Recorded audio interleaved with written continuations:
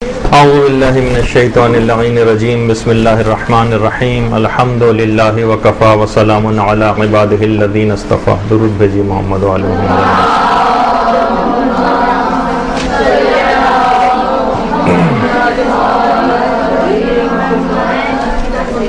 آج ایک ایسے اہم ترین موضوع پر گفتگو کا ارادہ ہے کہ ایام عذاب قریب ہیں اور ہمیشہ سے ایام عزا میں دشمنان اہل بیت کی طرف سے مصیبتوں کا شکار تو ہم سب افراد رہتے ہی ہیں، لیکن کچھ مصیبتیں ایسی بھی ہوتی ہیں جو غیروں کی طرف سے نہیں آتی، بلکہ کچھ اپنی بے وقوفیوں کی وجہ سے بھی انسان اپنے اوپر مسلط کرتا ہے. اور اس کی ایک اہم ترین وجہ یہ ہے کہ مصیبتوں سے بچانے کے لیے جو ڈھال تھی، جس کو سپر اسلام کہا جاتا ہے، تقیہ، اس کو ہم لوگوں نے چھوڑ رکھا ہے. یہ ایک سپر اسلام ہے، یہ ڈھال ہے، یہ دشمنوں سے بچانے کی. ایک نعرہ آج کل بہت لگنا شروع ہو گیا ہے، اور وہ یہ نعرہ ہے کہ حکم تقیہ اب برقرار نہیں ہے، پہلے زمانے کا مسئلہ تھا. تو کیا واقعی ایسا ہے کہ حکم تقیہ اب برقرار نہ رہا ہو؟ جبکہ یہ حدیثیں جو تقیہ کے سلسلے میں آئی ہیں کہ جنت المؤمن ہے، تقیہ جو ہے یہ ڈھال ہے، سپر.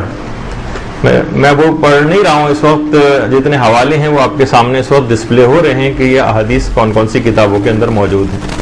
تو کیا حکم تقیہ اب بھی برقرار ہے یا یہ کہ پہلے زمانے کا مسئلہ تھا؟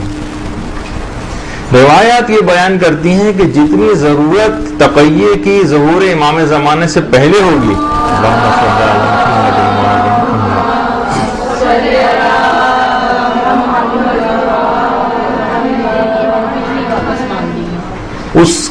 اس سے پہلے کبھی بھی اتنی ضرورت تقیہ کی نہیں تھی.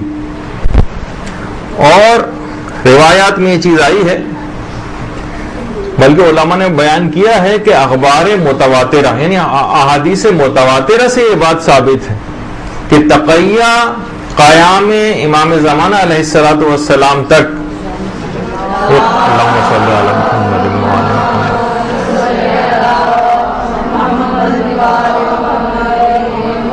باقی ہے. تو دو گناہ روایات میں ایسے بتائے گئے ہیں کہ جن کی معافی ہے ہی نہیں. ایک روایت میں تو یہ بھی بیان ہوا کہ تقیہ کو ترک کرنے کا کوئی کفارہ ہی نہیں، اور امام خمینی نے تو باقاعدہ کہا کہ جہنم کے پست ترین درجات کے اندر جانے کا سبب ہے اگر کوئی شخص تقیہ کو ترک کرے، جس کا حوالہ آگے چل کر آئے گا. کہ دو گناہ تو ایسے ہیں کہ جسے پروردگار کبھی معافی نہیں کرے گا. ایک تو تقیہ کو ترک کرنا، اور اپنے ایک برادر مومن کی مدد نہ کرنا، جب اس کو مدد کی ضرورت ہے اس کی مدد نہ کی جائے. اور ایک ہے کہ جس موقع پر تقیہ کرنا ہو اس موقع پر تقیہ کو ترک کیا جائے. اور کتنے روایات آئی ہیں، اصول کافی کے اندر بھی ہیں، وسائل الشیعہ میں بھی ہیں، من لا یعذر الفقی میں بھی ہیں، کہ دین کے 9 حصے ہیں، دین کے 10 حصے ہیں، 10 میں سے 9 حصوں میں تقیہ، 9 حصوں میں دین کے تقیہ ہے. جو تقیہ نہیں کرتا اس کا کوئی دین نہیں. اور 5ویں امام نے تو یہاں تک بیان فرمایا کہ تقیہ میرا دین ہے اور میرے آباء و اجداد کا دین ہے. جو تقیہ نہیں کرتا اس میں ایمان ہی نہیں، اصول کافی کی جو روایت ہے. اور من لا یعذر الفقی میں 6 امام جعفر صادق علیہ الصلوۃ والسلام فرماتے ہیں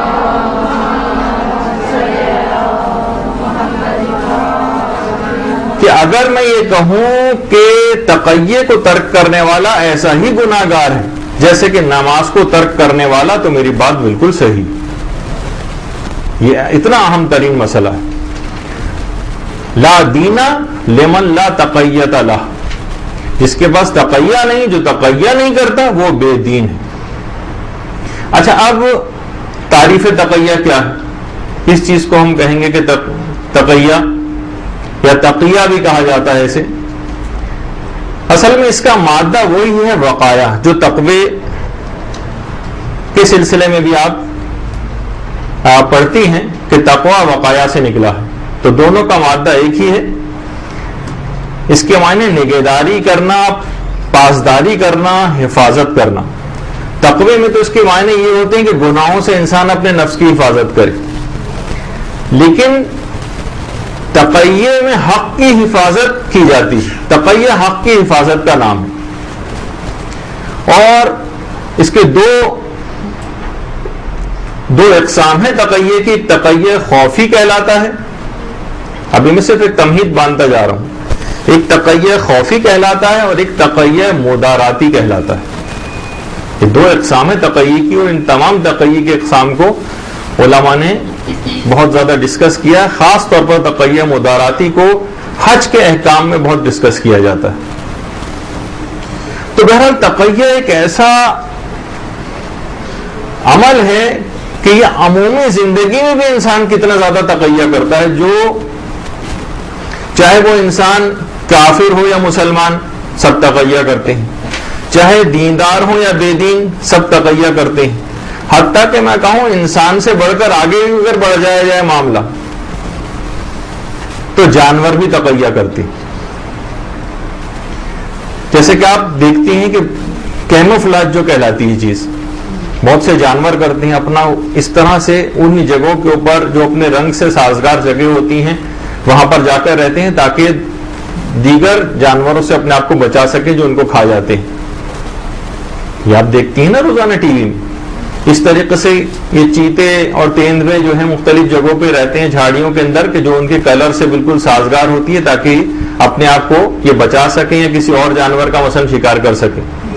اسی طریقے سے مثلا گھاس پھوس میں رہنے والے بہت سارے جانور وہ بھی اسی طرح سے کرتے ہیں۔ جس طریقے سے آرمی کا ایک کیموفلاج ہوتا ہے کہ فوجی حضرات اسی طرح سے کرتے ہیں کہ مختلف سرنگوں میں رہتے ہیں، ریت کے ٹیلوں کے پیچھے جا کر چھپ جاتے ہیں، اپنا لباس درخت کی چھالوں کی طرح سے بنا لیتے ہیں، چہرے پر سیاہی لگا لیتے ہیں، درختوں کے اندر اپنے آپ کو اسی طرح سے بنا لیتے ہیں، حتیٰ کہ اگر برف باری والی کسی جگہ پہ ہو تو اپنا لباس اس طرح سے کرتے ہیں جو برف سے میچ کر جاتا ہے۔ یہ سب کیا چیزیں؟ یہ تمام کی تمام عقلی چیزیں ہیں کہ انسان کسی بھی برائی یا کسی خرابی یا کسی نقصان سے بچنے کے لیے تمام عقلاء دشمن سے مقابلے کے لیے یہی حکمت عملی اختیار کرتے ہیں۔ اس کا اسلام سے بھی کوئی تعلق نہیں، اس کا انسانیت سے بھی کوئی تعلق نہیں، جیسے کہ آپ کی خدمت میں بیان ہو کہ جانور تک کرتے ہیں۔ اچھا، اسی طریقے سے اگر ہم کہیں کہ عمومی زندگی میں کتنی تقیہ کی مثالیں، اگر تھوڑا سا اس کو براڈ کر دیں ہم اپنے اسپیکٹرم کو، آپ موبائل فون کبھی خریدنے جاتی ہیں، آپ دیکھتی ہیں دکان والے ڈبے میں سے نکال کر موبائل فون الگ سے کہہ دیتے ہیں اسے الگ جیب میں ڈال لو، اور ایک تھیلی میں اس کا ڈبا الگ سے دیتے ہیں کہ جب کچھ چھینا جائے گا یہ موبائل فون تو وہ ڈبا ہی چھین کے مثلا آپ سے لے جائے۔ تو یہ بھی ایک طرح کیا ہے کہ آپ کی حفاظت کی جا رہی ہے کہ وہ چیز آپ سے چھیننے نہ پائے، آپ کا نقصان نہ ہونے پائے۔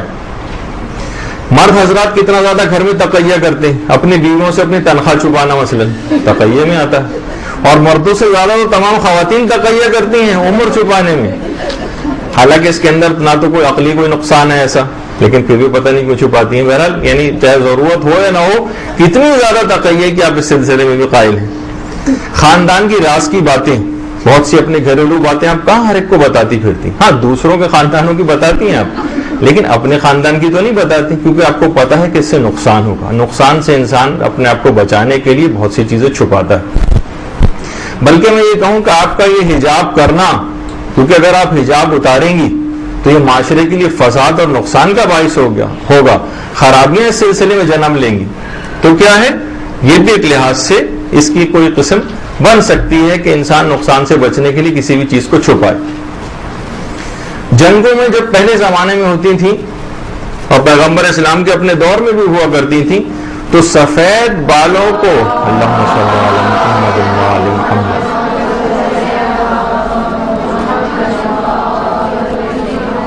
جنگ میں جو سفید بال والے افراد ہوتے تھے ان کو خضاب کرنے کا حکم ملتا تھا، اپنے بالوں کو کالا کرو تاکہ کافروں کا مورال جو ہے وہ بلند نہ ہو، اپنے آپ کو نقصان سے بچاؤ، چھپاؤ سفید بالوں کو کالا کر کے. تو یہ تمام کی تمام چیزیں ایسی ہیں کہ دیکھیے عقلی مظاہر بکھرے پڑے ہیں اس کے, اور ہم کہیں گے اس کو اسلام نے ترک کروا دیا. کہ پہلے زمانے کا حکم ہوا کرتا تھا. ابھی جب میں اور عمومی زندگی کی مثالیں دوں گا تو آپ کے سامنے چیز آئے گی. پیغمبر کتنا زیادہ یہ بات کہا کرتے تھے کہ میرا دل چاہتا ہے کہ میں کعبے کو پرانی تعمیر جو حضرت آدم اور حضرت ابراہیم کے دور کی تھی مثلا, اس پرانی تعمیر پر واپس لے کر چلا جاؤں. لیکن میری قوم یہ کہے گی کہ کیسا رسول آیا ہے کہ جو مثلا کعبے کو گرا رہا ہے. ظاہر ہے کہ جب تک کنسٹرکشن اس طرح سے نہیں ہو سکے کہ جب تک توڑا پھوڑا نہیں جائے گا اسے. تو جب ہی کہا جاتا ہے کہ جب یہ تمام خطرات ختم ہو جائیں گے اور امام زمانہ علیہ السلام کا ظہور ہو جائے گا,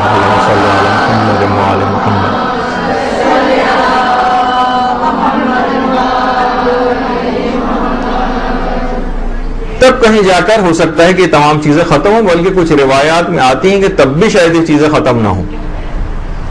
جیسے کہ امام زمانہ کی جب کئی سال پہلے گفتگو ہوئی تھی تو اس میں یہ بات بھی آئی تھی کہ روایت سے پتہ چلتا ہے کہ امام کی سواری مثلا بغداد میں اترنی ہوگی, لیکن امام جو ہے بالکل عین موقع پر فیصلے کو تبدیل کریں گے اور مثلا کوفے میں یا جو ہے نجف میں جا کر اتریں گے. تو جس طریقے سے یہاں پر بھی ہوتا ہے کہ اپنے روٹس کو جو اہم شخصیات ہوتی ہیں تبدیل کرتی ہیں, ٹائمنگز کو تبدیل کرتی ہیں کیونکہ ان کی حفاظت مقصود ہوتی. تو اسی طریقے سے تو پیغمبر نے اس وجہ سے کعبے کو پرانی تعمیر پر لے جانے کا کام ترک کر دیا تھا کہ قوم کی طرف سے نقصان پہنچنے کا اندیشہ تھا. یہ کیسا رسول ہے جو کعبے کو ڈھا رہا ہے. اگر آپ دیکھیں حضرت ابو طالب علیہ الصلوۃ والسلام,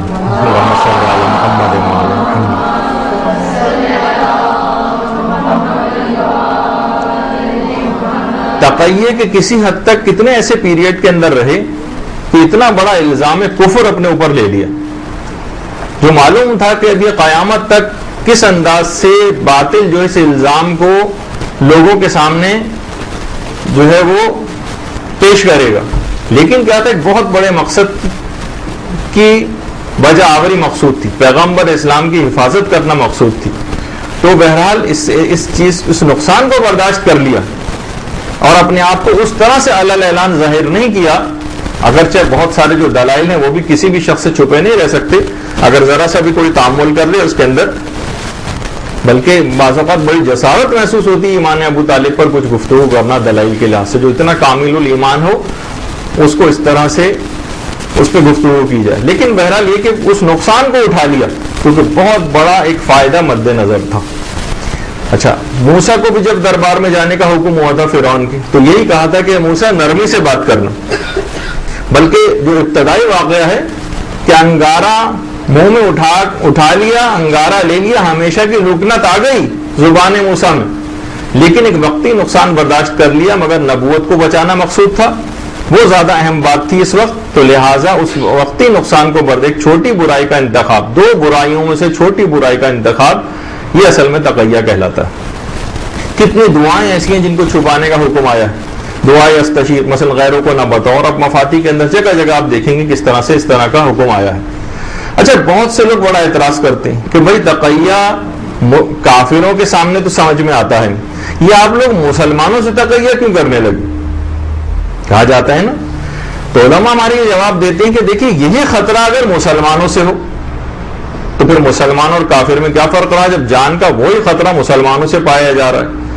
اگر عقل یہ حکم لگا رہی ہے کہ جان و مال و عزت و آبرو کی حفاظت کرنا ضروری ہے اور اس کو بیکار اور فضول ضائع کرنا نقصان دہ ہے, تو جب یہی خطرہ مسلمانوں میں موجود ہو, خاص طور پہ ایسے مسلمان کہ جو شیعوں کا خون بہانا اپنے فرائض اولی میں سمجھتے ہوں, کار ثواب سمجھتے ہوں, جنت کے حصول کا ذریعہ سمجھتے ہوں, تو یہاں پر یہ حکم کیوں نہیں لگے گا. یہی وجہ ہے کہ جب ایک شیعہ عالم کو جامع الازہر کے عالم نے ان کے اوپر ایک طنز کیا کہ سنا ہے کہ آپ لوگ تقیہ کرتے ہیں, تو شیعہ عالم نے بڑا اچھا جواب دیا کہ لعن اللہ من حملنا علی التقیہ, خدا لعنت کرے ان افراد پر جنہوں نے ہمیں تقیہ پر مجبور کیا. اگر دشمنوں کی طرف سے ہماری جان و مال و عزت و آبرو کو خطرہ نہ ہوتا تو ہم کبھی تقیہ نہ کرتے. مذمت تقیہ کرنے والوں کی نہیں کرنی چاہیے، بلکہ ان افراد کی کرنی چاہیے جنہوں نے ہر دور میں بدترین تشدد کر کے صاحبان ایمان کو اس پر مجبور کیا۔ مذمت ان فسادی علماء کی کرنی چاہیے جنہوں نے شیعوں کے خلاف تکفیری فتوے دیے اور ان کی جان و مال و عزت و آبرو کو مباح قرار دیا اور ظالم حکومتوں کو ان پر ظلم کرنے کے لیے ابھارا، ان کی مذمت ہونی چاہیے، نہ کہ ان مظلوم افراد کی۔ اچھا، یہی وجہ ہے کہ جب ہم سورہ نحل میں پڑھتے ہیں کہ من کفر باللہ من بعد ایمان ہی، اچھا جو سوائے اس کے کہ جس کو کلمہ کفر پر مجبور کیا جائے، من اکرہ وقلبہ مطمئن بالایمان، اور اس کا دل اپنے ایمان کی طرف سے مطمئن۔ دیکھیے، جسے کلمہ کفر میں مجبور کر دیا جائے وہ تو، جبکہ اس کا اپنا دل مطمئن ہو، اپنے ایمان کے اوپر وہ مطمئن ہو۔ جو ہمارے یاسر کی جو آیت آئی تھی نا کہ ان کے والد یاسر تھے، والدہ سمیہ تھی، کتنی بے دردی کے ساتھ جب شہید کر دیے گئے، اور عمار سے بھی جب کلمات کفر کہلوائے تھے تو روتے ہوئے آئے تھے رسول خدا کے پاس کہ میں نے کلمات کفر کہہ لیے۔ پیغمبر اسلام نے اپنے ہاتھوں سے عمار کے آنسو پوچھے تھے اور فرمایا تھا اگر دوبارہ بھی یہی کلمات وہ تم سے کہلوائیں تو تم کہہ دینا۔ اس وقت یہ قرآن کی یہ والی آیات جو ہیں وہ نازل ہوئی۔ اسی طریقے سے سورہ غافر کے اندر کیا ہے؟ وَقَالَ رَجُلٌ مُؤْمِنٌ مِنْ آلِ فِرْعَوْنَ يَكْتُمْ ایمانہ، کہ حبیب نجار کے متعلق کہا جاتا ہے کہ فرعون کے لوگوں میں سے ایک با ایمان شخص تھا جو اپنے ایمان کو چھپائے ہوئے تھا، ایمان کو چھپائے ہوئے تھا۔ حضرت حزقیل تھے یا حبیب نجار تھے، بہرحال یہ روایات میں آیا ہے۔ اچھا، یعنی ایمان اور اعتقاد ایسا رکھے وہ کہ دوسروں لوگوں کو اس کو بظاہر موافق لگے، لیکن یہ کام اپنی جان کی حفاظت کے لیے ضروری تھا۔ حضرت حزقیل کا یا حبیب نجار کا کہ اپنے ایمان کو چھپائے ہوئے تھے تاکہ اپنی جان کی بھی حفاظت رہے، موسیٰ کی جان کی حفاظت بھی رہے، اور دیگر چھپے ہوئے مومنین کی جان کی حفاظت بھی رہے۔ قرآن نے تعریفی انداز اختیار کیا۔ یہی وجہ ہے کہ اہل سنت علماء میں امام شافعی مثلا جان و مال دونوں کی حفاظت میں تقیہ کرنے کا حکم دیتے ہیں، اور خود امام شافعی نے بھی تقیہ کیا، آگے چل کر آئے گا۔ اور امام فخر الدین رازی جن کی تفسیر کبیر بھی ہے، سورہ آل عمران کی جب 28ویں آیت انہوں نے ڈسکس کی ہے تو یہی بات جواز کے سلسلے میں لکھی کہ یہ بالکل تقیہ جائز ہے۔ اور ام سلمہ کی بھی ایک روایت نقل کی جاتی ہے کہ جب جابر بن عبداللہ انصاری نے حضرت ام سلمہ سے آ کر پوچھا تھا، لیکن یہاں تک تھا کہ پیغمبر کی ازواج علمی لحاظ سے اتنے مقام پہ تھیں کہ جابر بن عبداللہ انصاری جیسا صحابی آ کر پوچھا تھا کہ فلاں ظالم نے مدینے پر حملہ کیا، بیعت کا تقاضا کر رہا ہے، اگر میں بیعت کر لیتا ہوں تو صریحاً گمراہی ہے، نہ کروں تو قتل کا خوف ہے، میں کیا کروں؟ حضرت ام سلمہ نے فرمایا کہ تم بیعت کر لو، کیونکہ اصحاب کہف بھی تقیہ کی صورت میں اپنی قوم کے تہواروں میں شریک ہوتے تھے، ان جیسا لباس پہنتے تھے۔ بلکہ اصحاب کہف کی جو فلم آئی آپ نے دیکھا کہ اس میں بعض اوقات ان کو سجدہ بھی کرنا پڑتا تھا بتوں کو۔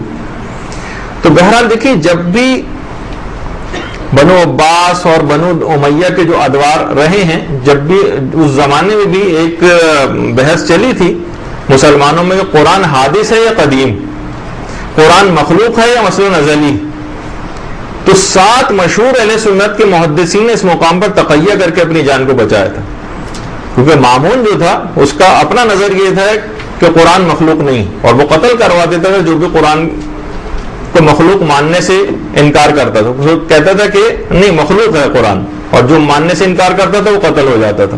تو امام شافعی کو ایک دن بلایا، اور مولانا طارق جمیل جو اہل سنت کے بڑے علماء میں اس وقت شمار ہوتے ہیں، انہوں نے باقاعدہ اپنے ایک درس کے اندر پورا واقعہ پڑھا ہے کہ امام شافعی کو جب بلایا تھا مامون نے اور کہا تھا کہ بتاؤ کہ قرآن تمہاری نگاہ میں مخلوق ہے، تو انہوں نے ایک جملہ استعمال کیا تعنین، یعنی کہ آپ میرے متعلق پوچھ رہے ہیں یا میرا نظریہ پوچھ رہے ہیں، یا یعنی اس کے 2 معنی نکلتے ہیں، میرے متعلق یا میرا نظریہ۔ تو بادشاہ نے یہ سوچا کہ اپنے نظریے کی بات کر رہے ہیں، تو انہوں نے کہا مخلوق، اور اس طرح سے ایک توریہ کر کے اور تقیہ کر کے اپنی جان کو بچایا۔ تو بہرحال بادشاہ نے اس وجہ سے چھوڑ دیا، ورنہ اس سے پہلے اسی مسئلے پر یا اس کے بعد امام احمد ابن حنبل کو کوڑے بھی لگ چکے تھے. اور تیجانی سماوی خود یہ فرماتے ہیں کہ بہت سارے اہل سنت کے علماء خود تقیہ کرتے ہیں. کہتے ہیں میرے ساتھ ایک سفر میں تھا, میں کانفرنس میں جانا تھا, تو ایک اہل سنت کے ایک عالم ملے اور بحث تقیہ ہوتی رہی جہاز میں. کہہ رہے پھر جب ہم لوگ سب اترے تو امیگریشن میں جانے کے لیے انہوں نے, میں مجھ سے پہلے وہی تھے, وہاں جا کر انہوں نے پوچھا آپ یہاں پر کیوں آئے ہیں, تو انہوں نے کوئی اور بات بیان کی. جب انہوں نے بعد میں جا کے پکڑا کہ آپ نے جھوٹ کیوں بولا, کہا کہ اگر میں جھوٹ نہیں بولتا تو یہ امیگریشن والے مجھے ویزے دینے سے انکار کر دیتے. کہا یہی تو تقیہ ہے. تو بہرحال ظالموں سے بچنے کے لیے مخالف نظریے کا اظہار کرنا یہ ایک تقیہ چیز کہلاتی ہے. لوگ کہتے ہیں کہ جناب یہ تو پھر منافقت ہو گئی. دیکھیے ابھی میں اس کی مثالیں پھر اب عمومی زندگی کے اوپر جانے والا ہوں تاکہ آپ کو کلاس سے سمجھ آئے کہ مسئلہ کیا ہے, کہ یہ تو جناب منافقت ہو گئی. دیکھیے منافق کس کو کہا جاتا ہے؟ جو باطن میں اس کا عقیدہ نہ رکھتا ہو, لوگوں کے سامنے اس کا اظہار کرتا ہو. تقیہ میں باطن میں صحیح عقیدہ رکھا جاتا ہے اور ظاہر میں اس کے برخلاف اظہار کیا جاتا ہے. منافق اسے کہتے ہیں کہ جو باطن میں اس چیز کا عقیدہ نہ رکھے اور ظاہر میں اس کا اظہار کرے. جیسے پیغمبر کے زمانے میں منافق ہوتے تھے, دل سے اعتقاد اسلام نہیں رکھتے تھے, زبان سے صرف کہتے تھے. تقیہ میں باطن کے اندر صحیح اسلام رکھا جاتا ہے یا صحیح نظریہ رکھا جاتا ہے, ظاہر میں اس کے برخلاف کیا جاتا ہے. تو یہ تو بالکل الٹا ہے. تو دیکھیے اس کے اندر ضرورت اس بات کی کہ دشمنان خارجی ہوں ہمارے یا دشمنان داخلی ہوں, دونوں سے تقیہ کرنا ہوگا. مشکوک افراد سے بھی جو شیعوں کی صفوں کے اندر پائے جاتے ہیں ان سے بھی تقیہ کریں. انہیں جب بھی کوئی اپنے صفوں میں دیکھے, آپ کو نظر آئے کوئی شخص منحرف افکار پھیلا رہا ہے, کوئی بے نمازی ذاکر یا ذاکرہ ہے مثلا لیکن شہادت ثالثہ کی ہر ایک کو تلقین کرتا پھر رہا ہے, پمفلیٹ اپنی مجالس میں تقسیم کروا رہا ہے, سمجھ جائیں ایک دوسرے کو اطلاع دیں. وہ خواتین بھی خاص طور پر جو آپ کو کہتی ہیں بھائی تبلیغی مجلس نہ پڑھیے گا, 3-4 آپ جا کے باقاعدہ ان کو پکڑیں, ان کو سمجھائیں کہ آپ یہ کیا کہہ رہی ہیں. ظاہر ہے کوئی ایسی کافر اور نعوذ باللہ کوئی اس طرح کی کوئی خواتین تو نہیں ہے کہ آپ ان کو اسلام سے خارج ہوئے کچھ ہو ان کو بالکل چھوڑ دیا جائے. ان کو سمجھایا جائے گا, ان کی کاؤنسلنگ کی جائے گی. اور یہی وجہ ہے کہ رہبر معظم آیت اللہ خامنہی فرماتے ہیں کہ ہر اختلاف پیدا کرنے والی آواز شیطان کی آواز ہے. یہ بات یاد رکھ لیجیے. اور یہ بات ایسی ہے کہ جو آج سے تقریباً 27-28 سال پہلے 1987 میں جو انٹرویو دیا تھا آیت اللہ خامنہی نے, اس میں یہ بات کہی تھی کہ ہر اختلاف پیدا کرنے والی آواز شیطان کی آواز ہوتی. جو بھی آپ کی صفوں میں اس طرح سے اختلاف پیدا کرے, ورنہ موافق ہو کر ان کے ساتھ ہمدردی کر کے ان کی باتوں کا اچھے دلیل کے ساتھ جواب دے کر. کتنی آپ ابھی کچھ ہی عرصے پہلے الجزائر میں 50 طالب علموں کا وفد گیا تھا ایران, 50 طالب علموں کو. وہ تو خیر ٹونی بلیئر کی سالی کا تو ابھی آپ نے سنا کچھ ہی عرصے پہلے, لیکن اس سے کچھ ہی عرصے پہلے الجزائر سے 50 ذہین طالب علموں کا ایک وفد ایران گیا تھا مطالعاتی دورے پر. وہاں جا کر وہ 50 کے 50 طلبہ شیعہ ہو گئے.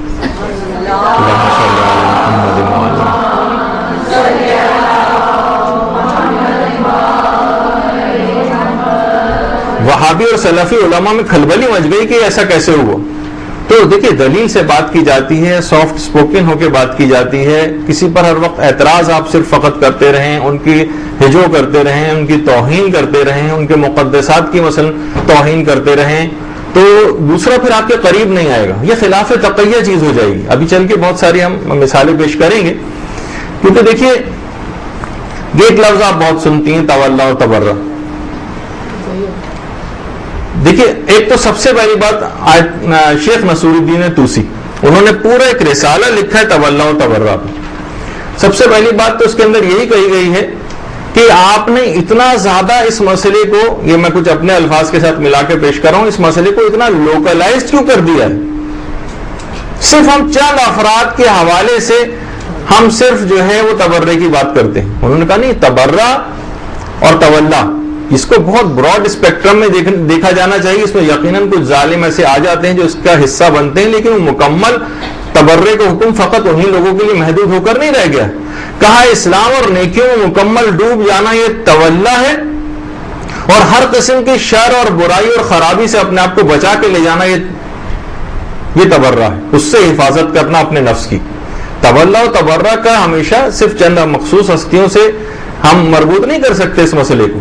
یہ بالکل ایک بہت بڑا مسئلہ ہے جس کا وہ بھی ایک حصہ بن جاتے ہیں. تو بہرحال دیکھیے اب تولا اس کو کہتے ہیں. ہم یہ سمجھتے ہیں نا صرف مثلا اہل بیت کی محبت، خیر وہ دونوں ایک دوسرے کے ساتھ لازم و ملزوم. اہل بیت کی محبت کے آنے کے معنی ہی یہی ہے کہ انسان ہر برائی سے دور ہو جائے گا، ہر رذائل سے دور ہو جائے گا، ہر نیکی اس کے اندر آ جائے گی، ہر نیکی کے اندر ڈوب جائے، یہ کمال تولا. اور ہر برائی سے باہر نکل آئے، یہ کمال تورع.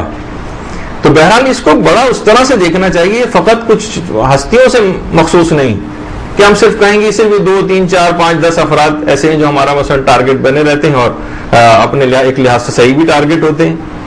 لیکن بہرحال یہ کہ اچھا اب یہاں پہ علماء ایک بات کہتے ہیں کہ بتائیے دیکھیے تبرع اور تولا اصول دین میں یا فروع دین میں؟ سب کو معلوم ہے کہ مثلا فروع دین میں. دیکھیے فروع دین میں اور کون کون سے ہیں؟ نماز ہے، روزہ ہے، حج ہے، زکوٰۃ ہے، خمس ہے، جہاد ہے، امر بالمعروف ہے، نہی عن المنکر ہے، تولا اور تبرع. اچھا آپ نماز کو اٹھا کے دیکھ لیں، ہزاروں بلکہ شاید لاکھوں فقہی مسئلے بن جائیں. روزے کو اٹھا کے دیکھ لیں، کتابوں پہ کتابیں لکھی جاتی ہیں، مسائل ہی مسائل. حج کو اٹھا کے دیکھ لیں تو بلا مبالغہ اگر ایک ایک چیز کو ڈسکس کیا جائے تو کہیں امید ہے کہ کہیں لاکھوں تک پہ معاملہ نہ چلا جائے. اسی طریقے سے خمس ہے، زکوٰۃ ہے، جہاد ہے، امر بالمعروف اور نہی عن المنکر. آپ نے بھی دیکھا کہ پچھلی دفعہ کتنی تفصیل کے ساتھ بھی ہم نے اس کو کیا، لیکن پھر بھی مسائل پورے نہیں ہو سکے. تو کتنے احکام ہیں. تو یہ کیسے ممکن ہے کہ ان سب چیزوں کے لیے تو اتنے احکام موجود ہوں اور تولا اور تبرع کے لیے کوئی حکم شریعت ہی نہ ہو؟ تو کوئی کبھی اس کو دماغ میں آئے گی کسی کے بات ہی؟ اس میں اوروں میں تو ایک ایک قدم اٹھانے سے پہلے آپ حکم شریعت پتا کریں. نماز میں یہ غلطی ہو جائے تو میں کیا کروں، روزے میں یہ غلطی ہو جائے تو کیا کروں، اور خمس اس چیز پہ واجب ہوگا یا نہیں ہوگا، اور کتنی ساری چیزیں آپ اس میں پوچھتی ہیں. لیکن یہاں تولا اور تبرع کی بات ہے، ہر شخص بالکل آزاد، اس میں کوئی فقہی حکم ہی گویا جیسا کہ موجود نہ ہو. دیگر عبادات میں جب ہم قدم قدم پہ پوچھتے ہیں تو تولا اور تبرع کے مسئلے پہ ہم نے کسی کو کبھی پوچھتا نہیں دیکھا. اچھا ہم نے کسی کبھی ایک لحاظ سے جو عام نوعیت کے جو ذاکر ہوتے ہیں ان کو کبھی نہیں دیکھا کہ وہ بڑے علماء سے یا مراجع سے کبھی کوئی چیز انہوں نے پوچھ رہے ہیں. مثلا کون سی روایات ہم پڑھ سکتے ہیں، کون سی نہیں پڑھ سکتے، کون سی روایات اس سلسلے میں اوتھینٹک ہیں، کون سی کتابیں اس سلسلے میں اوتھینٹک ہیں، کون سے مصائب ہم پڑھ سکتے ہیں، کون سے فضائل ہم کو پڑھنے چاہیے، کون سے فضائل ایسے تو نہیں جو غلو اور تفویض جس سے ثابت ہو رہا ہو، وغیرہ وغیرہ. اب خود آپ بتائیے کہ مولا کے اپنے اصل فضائل میں یا اہل بیت کے اپنے فضائل میں کوئی کمی ایسی رہ گئی جو ہمیں جاری فضائل پڑھنے کی ضرورت پیش آ جائے؟ ان کے مصائب میں کسی چیز کی کوئی کمی ہے دکھ کی کہ جو ہمیں اپنی طرف سے بنانے کی ضرورت پیش آ جائے؟ تو تبرع ہمیں کیسے کرنا چاہیے، تولا کیسے کرنا چاہیے، کون سے اس سلسلے میں طریقے ہیں؟ اس میں مصلحت ناشناسی بہت زیادہ ایک چیز ہوتی ہے. مصلحت دیکھیے، مصلحت کا سمجھنا ایک دفعہ پہلے بھی آپ کی خدمت میں بات بیان ہو چکی ہے کہ یہ علم سے بھی ایک برتر چیز ہے. علم سے بھی برتر ضروری نہیں کہ کسی کے پاس اگر بہت زیادہ علم ہو تو وہ مصلحت شناس بھی ہو. کس چیز میں ہماری مصلحت ہے؟ دیکھیے ایران میں باقاعدہ پورا ایک ادارہ ہے جو تشخیص مصلحت کرتا ہے. کب اسٹینڈ لینا ہے کس چیز پر، کتنا اسٹینڈ نہیں لینا، کب آگے جانا ہے، کب پیچھے جانا ہے، کب مذاکرات کرنے ہیں، کب سختی دکھانی ہے، کب نرمی کرنی ہے. جو قومی اعتبار سے بھی ایک تشخیص مصلحت کا ایک پورا نظام موجود ہے. ہمارے یہاں ماشاءاللہ سے سب آزاد ہیں، کوئی مسئلہ نہیں ہے. جو جس کی مرضی آئے کرے، جو جس کی مرضی آئے مثلا بات کرے. تو دیکھیے غلط طریقے سے اگر مذہب کی کبھی بھی جو وہ ہے تبلیغ کی جائے گی تو تبلیغ کا سارا کام خراب ہو جائے گا. دیکھیے اذان کا کام کیا ہے؟ لوگوں کو اسلام کی طرف بلانا، نماز کی طرف بلانا. لیکن ایک محاورہ ہے کہ بہت سی اذانیں دین سے دور لے جاتی ہیں انسان کو. تو اندرونی طور پر مضبوط ہوئے بغیر خود کو بہت زیادہ ظاہر کرنا، شو آف کرنا، اس سے کیا ہوتا ہے کہ دشمن آپ سے بہت زیادہ خائف ہو جاتا ہے اور وہ کہیں زیادہ آپ کے خلاف ایک منظم کام کرنا شروع کر دیتا ہے. آپ نے فقط شور مچایا اور اس کے بعد خاموش ہو کر بیٹھ گئے. یہ بہت بڑی غلطی ہوتی. وہ دو چوکنا ہو گیا دشمن، اس نے اقدامات کرنے شروع کر دیے، اس نے پلاننگ کرنی شروع کر دی، وہ انتہائی منظم ہونے لگے، سارے وسائل بروئے کار لانے لگے، اور آپ ہیں کہ مثلا آپ نے ذرا سا شور مچایا اور ٹھنڈے ہو کر بیٹھ گئے، اور وہی متفرق زندگی. تو بہرحال دیکھیے اندر سے ہونا، مضبوط ہونا بہت ضروری. ہم جب کہ جو کسی کو قائد نہیں مانتے، اپنا کسی کو قوم کے طور پر رہبر نہیں مانتے، جو پاکستان کے اکثر لوگوں کی جس طریقے سے صورتحال ہوتی ہے، کسی کی مثلا ہم بات نہیں سنتے، اگر چھوٹی موٹی کچھ تنظیمیں اگر ہیں بھی مثلا یا کچھ گروہ، وہ بعض اوقات نام لیتے بھی ہیں تو صرف اپنی مرضی کی کام کرتے ہیں، پوچھتا ان رہبروں سے اور ان مراجع سے کوئی بھی نہیں. تو ایک لحاظ سے بہت زیادہ بیجا شور مچانا، جبکہ اندرونی طور پر ہماری بہت ساری کمزوری ہو، نہ ہم کسی کی مثلا رہبری کو مانتے ہوں، نہ ہمارے پاس کوئی ادارے ہوں، نہ ہمارے پاس کچھ شخصیات ہوں، نہ لوگوں کے لیے ہم نے کوئی ایسا کام کیا ہو. خود دیکھیں اتنی بڑی مثلا صرف اگر ہم چولی کی مثال لیں، یہاں پر کتنے شیعہ اسکول ہیں، کتنے بتائیے اسپتال ہیں ہمارے. غضب تو یہ کہ دشمنان اہل بیت کو فنڈنگ کرنے والے بیکریوں کو مجالس ازا کے تبرک وہاں سے خرید کر ان کو کروڑ پتی ارب پتی بنا دیا ہے. وہ پیسہ پھر ہمارے خلاف مثلا استعمال ہوتا ہے. نہ کوئی ایمبولینس سروس ہے. آپ دیکھیں چھوٹی چھوٹی کمیونٹیز کی ایمبولینس سروسز ہوتی ہیں، ہمارے پاس کوئی بھی ایسی چیز نہیں ہے، نہ کوئی امپلائمنٹ بیورو ہے. اندرونی طور پر اتنا کمزور، یعنی ملت اندر سے ہوئی ہوئی، اور اس پر بعض اوقات اتنا زیادہ ہم شور مچا دیتے ہیں. یہ خلاف مصلحت. دیکھیں انقلاب سے پہلے ہمیشہ کے ارتقاء کی ایک چیز ہوتی ہے. امام خمینی کا جو 63 سے لے کر 78 تک کی تحریک جو تھی وہ ہم نظر انداز کر دیتے ہیں. اس سے پہلے امام خمینی نے انڈر گراؤنڈ کام کیا تھا. انڈر گراؤنڈ روڈوں پہ نکلنے کا مرحلہ بہت بعد میں آیا تھا. پہلے تو اس کو کہا جاتا ہے کہ امام خمینی نے کیسٹ کا انقلاب لے کر آئے تھے.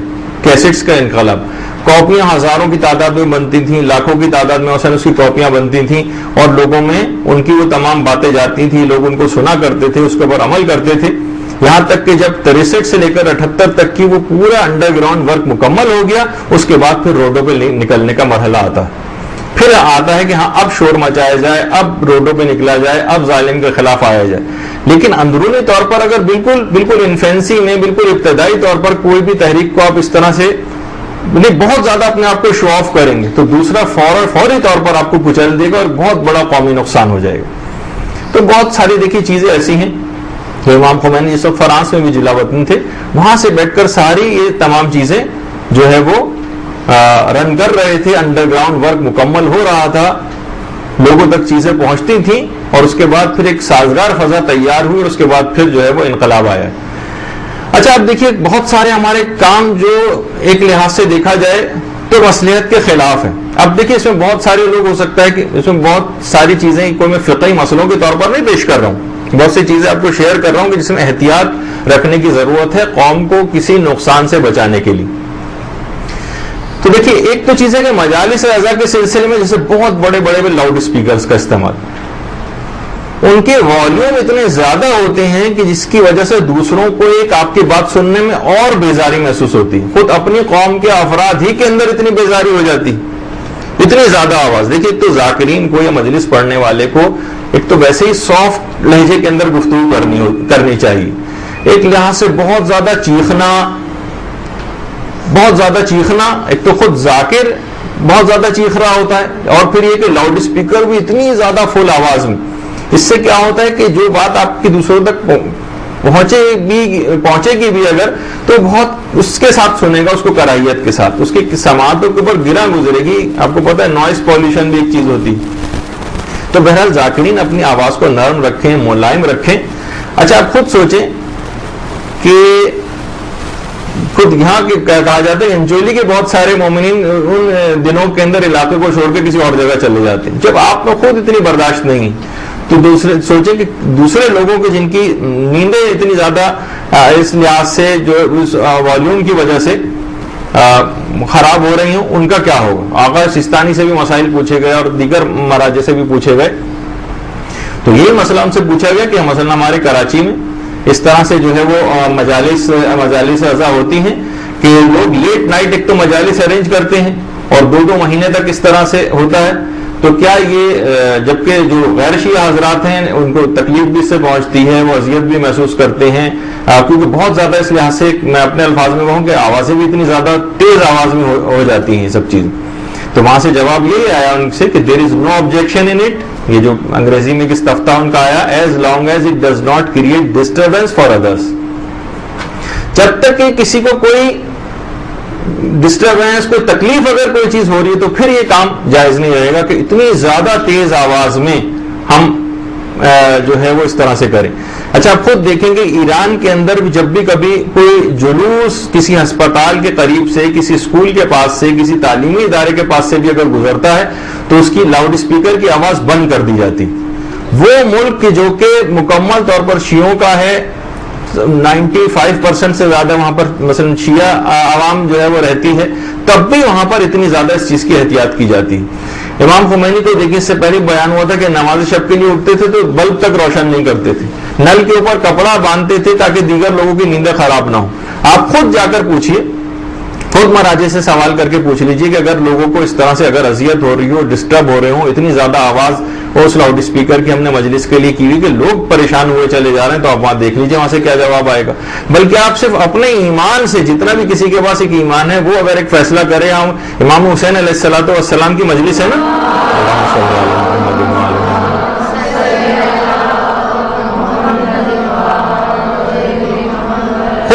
آپ خود سوچیں گے امام حسین سے یہ سوال پوچھا جائے تو آپ کا ایمان کیا کہتا ہے کہ مولا ہم آپ کی مجلس منعقد کر رہے ہیں، اتنی تیز آواز ہے کہ لوگ، بیمار شخص پریشان ہوا جا رہا ہے، کوئی بے خوابی کا مریض ہے وہ پریشان ہو رہا ہے، مثلا کوئی طالب علم اس کے امتحان ہو رہے ہیں. کتنی دفعہ ایسا ہے کہ ہمارے خود جس علاقے میں مثلا میں رہتا تھا وہاں خود عید میلاد النبی وغیرہ پہ اتنی تیز نعتیں صبح و شام لگا کرتی تھیں. امتحانات کے دور میں بعض اوقات میں ہاسٹل جا کے رہنا شروع ہو گیا تھا کہ مجھ سے پڑھا ہی نہیں جاتا تھا. طالب علم، یعنی خود میرے ساتھ یہ چیز ہو چکی. تو سوچیے کہ وہ دیگر لوگ بھی اس سے افیکٹ ہوتے ہیں. تو آپ خود بتائیے کہ امام کا اس سلسلے میں کیا جواب ہوگا. امام کہیں گے نہیں، چاہے کسی کو کتنی اذیت کیوں نہ ہو، میرا ذکر اسی طریقے سے کرتے رہو. کہ آپ کا ایمان کبھی یہ فیصلہ کرے گا اس کا؟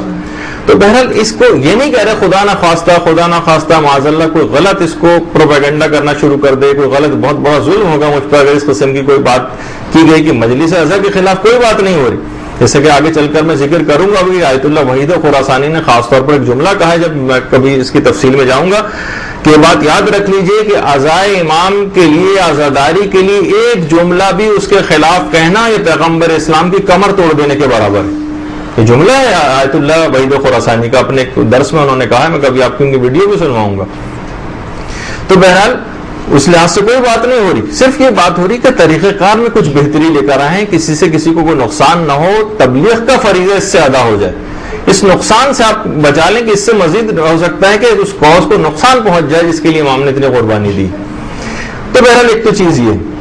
اچھا، ایک تو تھا کہ لاؤڈ اسپیکر جناب، اور پھر خود مجلس پڑھنے والے کا اتنا تیز چیخنا، اور پھر لاؤڈ اسپیکر کا والیوم، اور پھر اس کے اندر بھی اگر اشتعال انگیز اگر میٹر ہو جائے تو آپ سوچیے کہ سونے پہ سہاگا کتنا ہو جائے گا. ایک ذاکر جس کا بہرحال اندرون سندھ سے ان کا تعلق ہے، باقاعدہ ایک یہاں کراچی میں ایک فلیٹس کے اندر انہوں نے ایک مجلس آ کر پڑھی، اور وہاں پر کچھ مخصوص فرقے کے لوگوں کی جو مقدس ہستی ہیں ان کے جانوروں سے ان کی شکلوں کی شباہت انہوں نے اس کے اندر پڑھی. اب آپ خود سوچیے کہ خود وہاں پہ میرے قریبی دوست بھی رہتے ہیں، انہوں نے مجھے بتایا کہ وہ تو اپنا ظاہر گارڈ وارڈ کے ساتھ آتے ہیں، مجلس پڑھ کر چلے گئے، اس کے بعد ہمیں اپنی جان کے لالے پڑ رہے تھے وہاں پر جو مومنین ان فلیٹس کے اندر رہتے تھے. اتنا اشتعال پیدا ہوا، ظاہر ہے اتنی تیز آواز میں لاؤڈ اسپیکر، اور بعض فرقوں کی مقدس ہستیوں کی جانوروں کی شکلوں سے شباہت، وہ پوری مجلس کا ان کا عنوان ایک بن گیا تھا.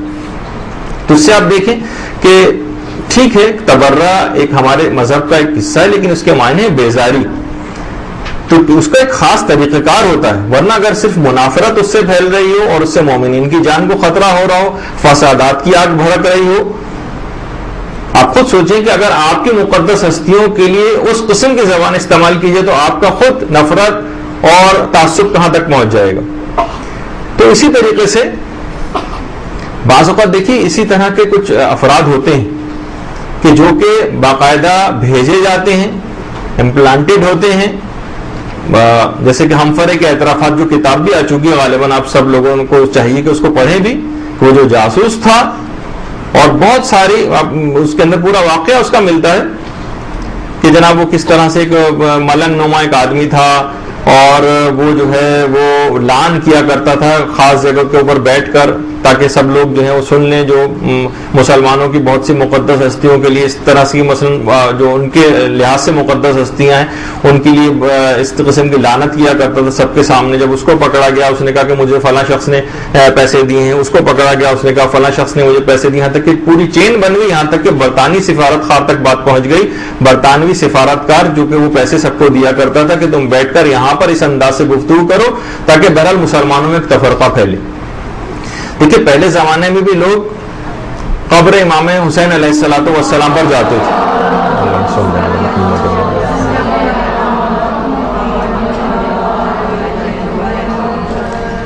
اپنے ہاتھ پاؤں کٹواتے تھے، اپنی زبانیں کٹوا لیتے تھے، ان کے گھر مسمار کیے جاتے تھے، بیت المال وغیرہ سے ان کا جو ہے وہ خرچہ پانی بند کر دیا جاتا تھا.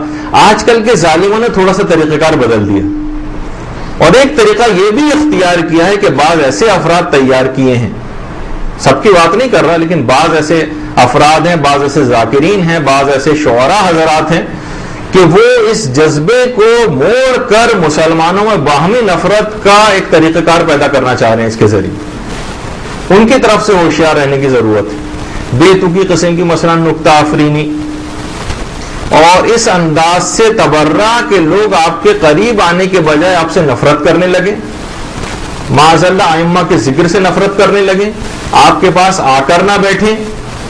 اہل بیت جب آپ کے پاس آ کر بیٹھیں گے نہیں، آپ کی مجالس میں نہیں آئیں گے، تو آپ خود سوچئے کہ وہ اہل بیت کی عظمت سننے سے محروم رہ جائیں گے، وہ ان کے قریب نہیں آ سکیں گے، وہ ان کی تعلیمات سے کبھی واقف ہو ہی نہیں سکیں گے جب تک وہ آ کر نہیں بیٹھیں گے، جب تک وہ سنیں گے نہیں. اور جو کوئی بھی یہ بات یاد رکھ لیجیے، جو کوئی بھی ذاکر ایسا کر رہا ہو، آپ سمجھ جائیے کہ امریکی CIA کا بالواسطہ یا بلا واسطہ ایجنٹ ہے جو یہ کام کر رہا ہے. ابھی کچھ ہی عرصے پہلے، اب تو اس کا بہت شہرہ ہو چکا ہے، معلوم نہیں آپ کو پتا بھی ہے نہیں، کویت میں یاسر الحبیب نام کا ایک شخص تھا جو بظاہر امامے میں بھی ہے، ابا قبا میں بھی ہے، بڑی اچھی تقریریں بھی کرتا ہے کویت میں. اب تو وہاں جا کر اس نے کویت میں مقدس اسلام کی جو بہت ساری جو دیگر فرقوں کی جو مقدس ہستیاں ہیں ان کے متعلق اس طرح کی زبان اس نے استعمال کرنی شروع کی، اتنی نفرت انگیز گفتگو کرنا شروع کی، ان کے موت کے دنوں کو خوشی کے دنوں کے طور پر منانا شروع کیا، ایسے تہمتیں اور ایسے نئے الزامات مثلا ان کے اوپر لگائے کہ ایک اشتعال پھیل گیا کویت کے اندر. ایسے اس نے نا یہ شیعہ سنی فسادات کی ایک آگ بھڑک اٹھی. بہرحال اس کو وہاں پر کویت میں سزا بھی ہوئی، لیکن اس کے باوجود بھی اس کو وہاں سے بھگا کر لندن بھیج دیا گیا. آپ کو پتا ہے کہ جو بھی اس قسم کے منحرف افراد ہوتے ہیں یا دین کو کوئی نقصان پہنچانے والے ہوتے ہیں، فوراً برطانوی میڈیا سب سے پہلے ان کے پاس پہنچ جاتا ہے، ان کے انٹرویو لگانے شروع کر دیتا ہے، ان کے لیے تمام چیزوں کو پروجیکٹ کرنے لگتا ہے. دیکھا جائے کہ کچھ بھی عمر نہیں، بمشکل اس وقت جبکہ اس نے تقریباً 6-7 سال پہلے سے یہ کام شروع کیا تھا، بمشکل 30 سال کی یاسر الحبیب کی عمر ہے اس وقت. لیکن کیا ہے کہ اس کو وہابی حضرات نے خوب بہت زیادہ اس کو اچھالا، اس کو بہت زیادہ پروجیکٹ کیا لوگوں کے سامنے، حتیٰ کہ خود کویت کے جو شیعہ وزیر اعظم تھے اس شدید ترین دباؤ میں آ گئے. وہاں کے ان سے استعفے کا مطالبہ ہونے لگا، باقاعدہ وہاں کے کویت کے شیعوں کے لیے پریشانی ایک شروع ہو گئی. کیوں؟ اب دیکھیں کہ بہرحال یہ بھی ہے کہ ایک ہلال شیعہ کریسنٹ جو بن رہا تھا وہاں پر، اب دیکھ رہے ہیں کتنے ملک ایسے، ایران، عراق، بحرین، قطیف، سعودی عرب کے شیعہ اور جو شیعہ علاقے ہیں، لبنان، کویت، کتنے علاقے ایسے ہیں کہ جو پورا ایک ہلال شیعہ، پورا شیعہ جہاں پر ایک پوری موومنٹ چل رہی تھی، اس سے امریکہ اور تمام افراد جو ہیں جو فسادی وہ انتہا سے زیادہ پریشان تھے کہ یہ تو اگر یہ سب لوگ مل گئے تو پورا ایک ہلال شیعہ گلوبل ایک بہت بڑی تبدیلی جو ہے لے کر آ جائے گا. اب کیا کیا انہوں نے کہا کہ اس سے بہتر کوئی اور چیز نہیں کہ ان کے اندر شیعہ سنی فسادات جو ہیں وہ برپا کیے جائیں، شیعہ سنی تفریق کی جائے. آپ خود دیکھ رہے ہیں کہ خود عراق کے اندر امریکہ نے کتنی زیادہ کوشش کی ہے کہ عراق کو 3 حصوں میں تقسیم کر دیا جائے، شیعہ، سنی اور کرد، ان تینوں میں. اور آقا سیستانی کی کتنی بہترین پالیسی کہ امریکہ کو ہر اس مقام پر شدید ذلت اٹھانا پڑی اور اس کی سازش کبھی کامیاب ہو ہی نہیں سکی کہ عراق کو ان 3 اس میں تقسیم کیا جائے، شیعہ، سنی اور کردوں میں علاقے کے اعتبار سے. تو بہرحال مذہب اب کیا ہوا، اس کا نتیجہ کیا نکلا؟ اس کا دیکھیے ابھی خلاف تقیہ کام تھا، اس طرح سے کرنا، اس طرح سے خلاف ہو کے لوگوں کے سامنے آنا، اس طرح سے ان کے اندر نفرت پھیلانا، یہ تمام کی تمام کیا چیز؟ اب مذہبی اجتماعات پہ کویت میں پابندیاں لگنا شروع ہو گئی. 11 لاکھ کی وہاں پر آبادی ہے شیعوں کی کویت میں. وہاں پر 50 تو اسمبلی کی ان کی سیٹس ہیں، اس میں 9 شیعوں کے پاس ہیں. وہ تو تمام کے تمام شدید دباؤ میں آ گئے. یہاں تک کہ پھر رہبر معظم حضرت آیت اللہ خامنئی نے فتویٰ جاری کیا، باقاعدہ ایسا کہ علماء جو سعودی عرب کے شیعہ علماء نے انہوں نے اس سلسلے میں خط لکھا، استفتاء منگایا. اور پھر جب بہرحال اتنا زیادہ نفرت عروج پر پہنچ گئی تھی کہ شیعہ سنی فسادات شروع ہو گئے تھے کویت میں اور دیگر جگہوں کو پر بھی. جب رہبر معظم کا فتویٰ آیا تو پھر اس کے بعد کہیں جا کے وہ فتنہ جو ہے وہ ٹھنڈا پڑا. انہوں نے اپنی سیاسی سوجھ بوجھ اور فراست سے، اور جو بہرحال کہ ہمارا ایک نظریہ بھی ہے کہ اس طرح سے نہیں کرنا چاہیے، تو اس سے پھر یہ معاملہ جا کر ٹھنڈا ہوا.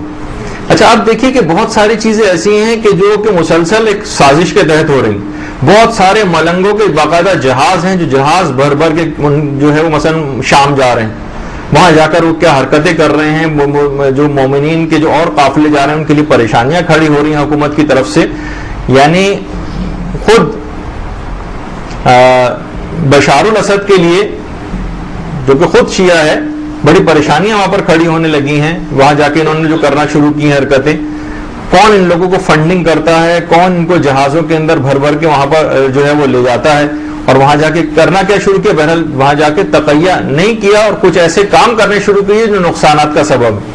مثلا خود آپ کی خدمت میں پہلے بیان ہوا تھا کہ حاکم شام کی قبر پہ جا کے فضلات گرائے انہوں نے، پیشاب و پخانہ وہاں جا کر کیا. تو وہاں پر کیا ہوا پھر اس کے بغیر ایسی صورتحال تھی کہ خود آیت اللہ دستغیر نے اپنی کتاب میں لکھا کہ میں نے اپنی آنکھوں سے دیکھا تھا کہ چوہے وہاں سے نکلتے تھے، چوہے اس میں داخل ہوتے تھے قبر میں، کوئی پرسان حال نہیں تھا اور صرف ریت ہی ریت وہاں پر ہوا کرتی تھی. لیکن کیا ہے وہاں پر مزار بن گیا ہے، حاکم شام کا گارڈ بٹھا دیے گئے ہیں ان کی حرکتوں کی وجہ سے. کیونکہ ہم نے سب کو شتر بے مہار کی طرح آزاد چھوڑا ہوا ہے، قوم کی تمام باغ ڈور ایک لحاظ سے دی، جو مرضی کرو، پھر بھگتے ہیں ہم لوگ سب ایک ساتھ، سب کچھ ان کو کرنے کی مکمل آزادی. اب دیکھ کس سے نقصانات کیا ہوئے، وہاں پہ پریشانیاں ہونی شروع ہو گئی.